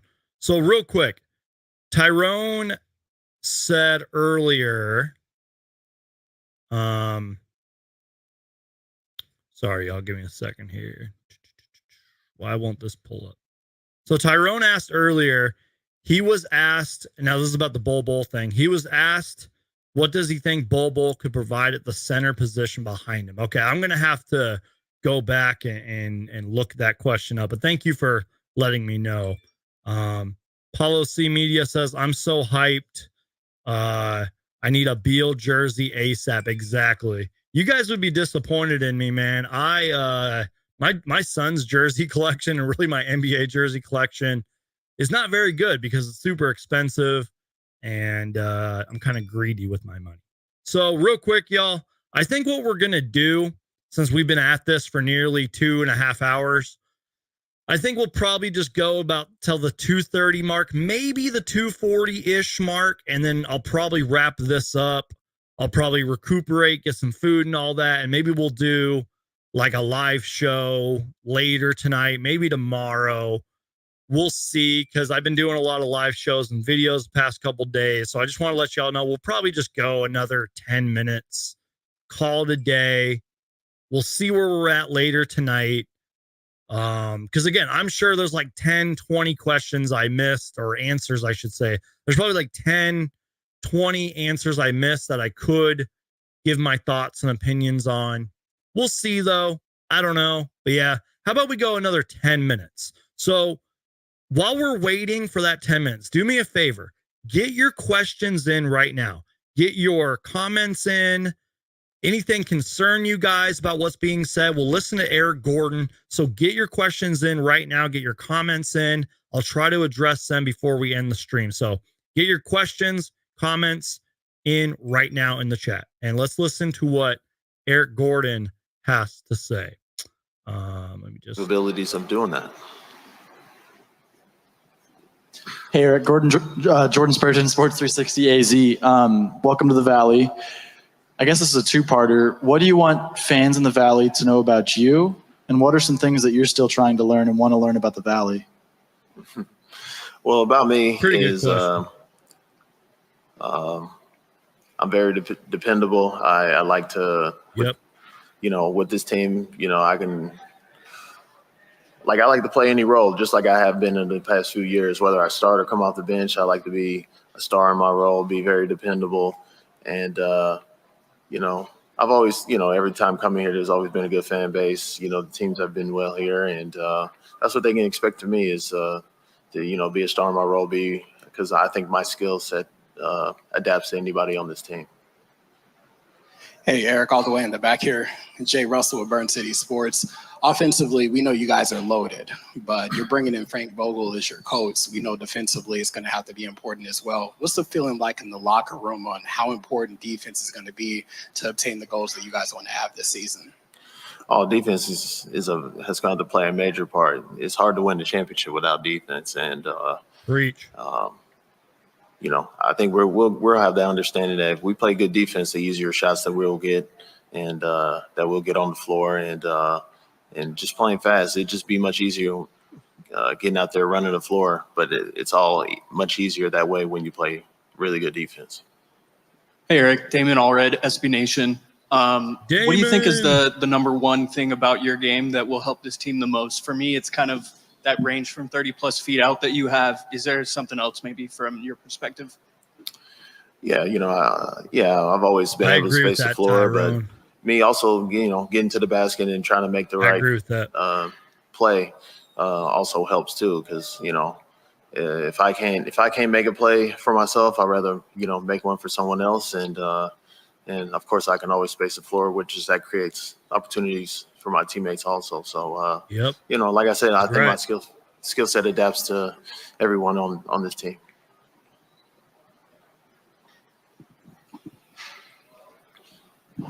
Dana Scott, Arizona Public. Just wanted to know what you believe about the preseason, and you've been through a lot of preseasons, and so a lot of times, you know, veterans, you know, take a back seat to some of the bench players to get more time. But how do you feel that this preseason will help present what the chemistry is with this new team that you're on? No, I think you definitely have to take it seriously, but I think as long as we are all healthy during preseason and throughout the season, I mean, that's what matters the most. Going into a year, going to the first game, all healthy and ready to go, because, you know, talent. Real quick, y'all.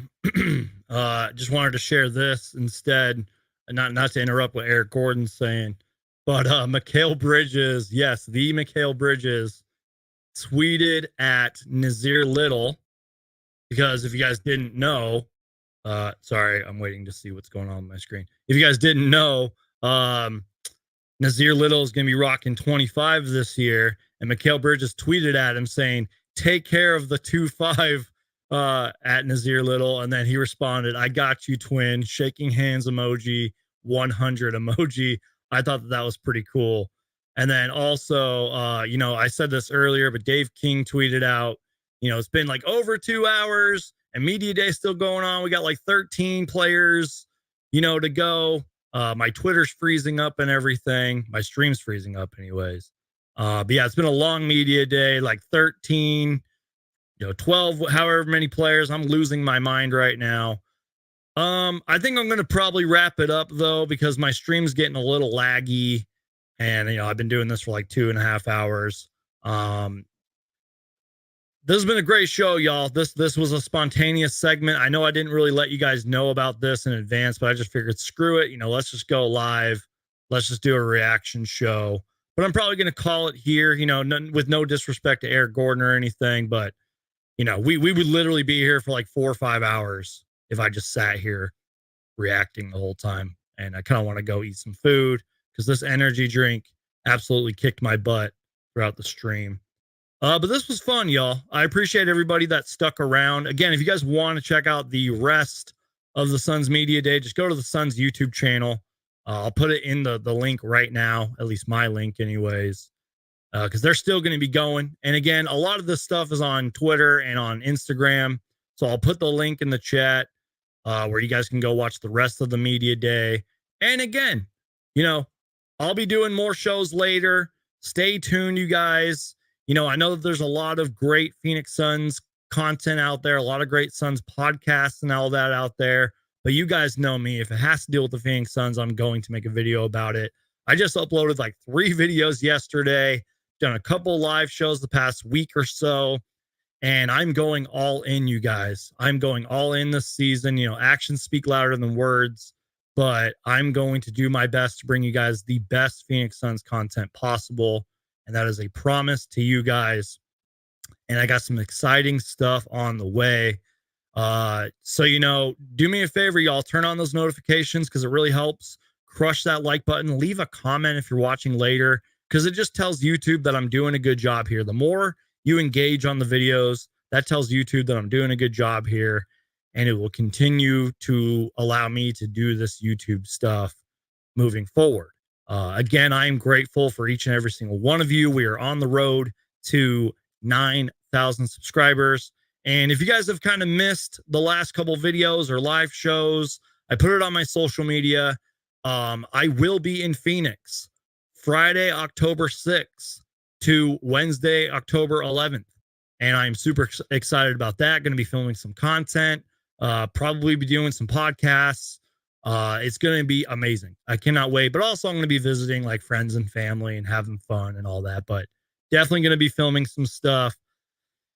So yeah, that is it for my Phoenix Suns spontaneous watch along live reaction show. This was a lot of fun, y'all. I love kind of doing these press conference, you know, live reaction shows, but I am going to go enjoy what is left throughout the rest of my day. Please subscribe to Suns Geek, y'all. And I will bring you the best Phoenix Suns content that I possibly can. You guys are all amazing. God bless you guys. I love you guys. You guys are amazing. Stay safe out there. Be nice to people. Be patient with people and spread love. And, you know, just be good people. And also, if you aren't already, just like I'm doing, rock your Phoenix Suns merch today, y'all. I'm going to be wearing Phoenix Suns stuff tomorrow and all week. And follow me on social media because I'm going to be like kind of posting stuff from my trip and all that later on. And, you know, I hope to be able to record some podcasts, especially after the Suns' first preseason game. So, yeah, I love you guys. I'm out of here. And thank you guys for a great stream. This was a lot of fun. Definitely want to do this next year. And who knows? Who knows where I will be next year? But maybe next year I'll actually be at Phoenix Suns Media Day. We'll see. Love you guys. God bless you guys. And I was supposed to play it earlier when Kevin Durant was up at the podium, but I will play this quick video and then play the outro and we're done. But yeah, Kevin Durant. Holy crap, you guys. Kevin Durant is coming to the Phoenix Suns. It's 150% guaranteed. Kevin Durant is coming to the Phoenix Suns. Yes. Guys, remember that video. It is a reoccurring trend. I love that video. It's a classic. But yeah, I'm out of here, you guys. Love y'all. God bless you guys. Peace out and go Suns.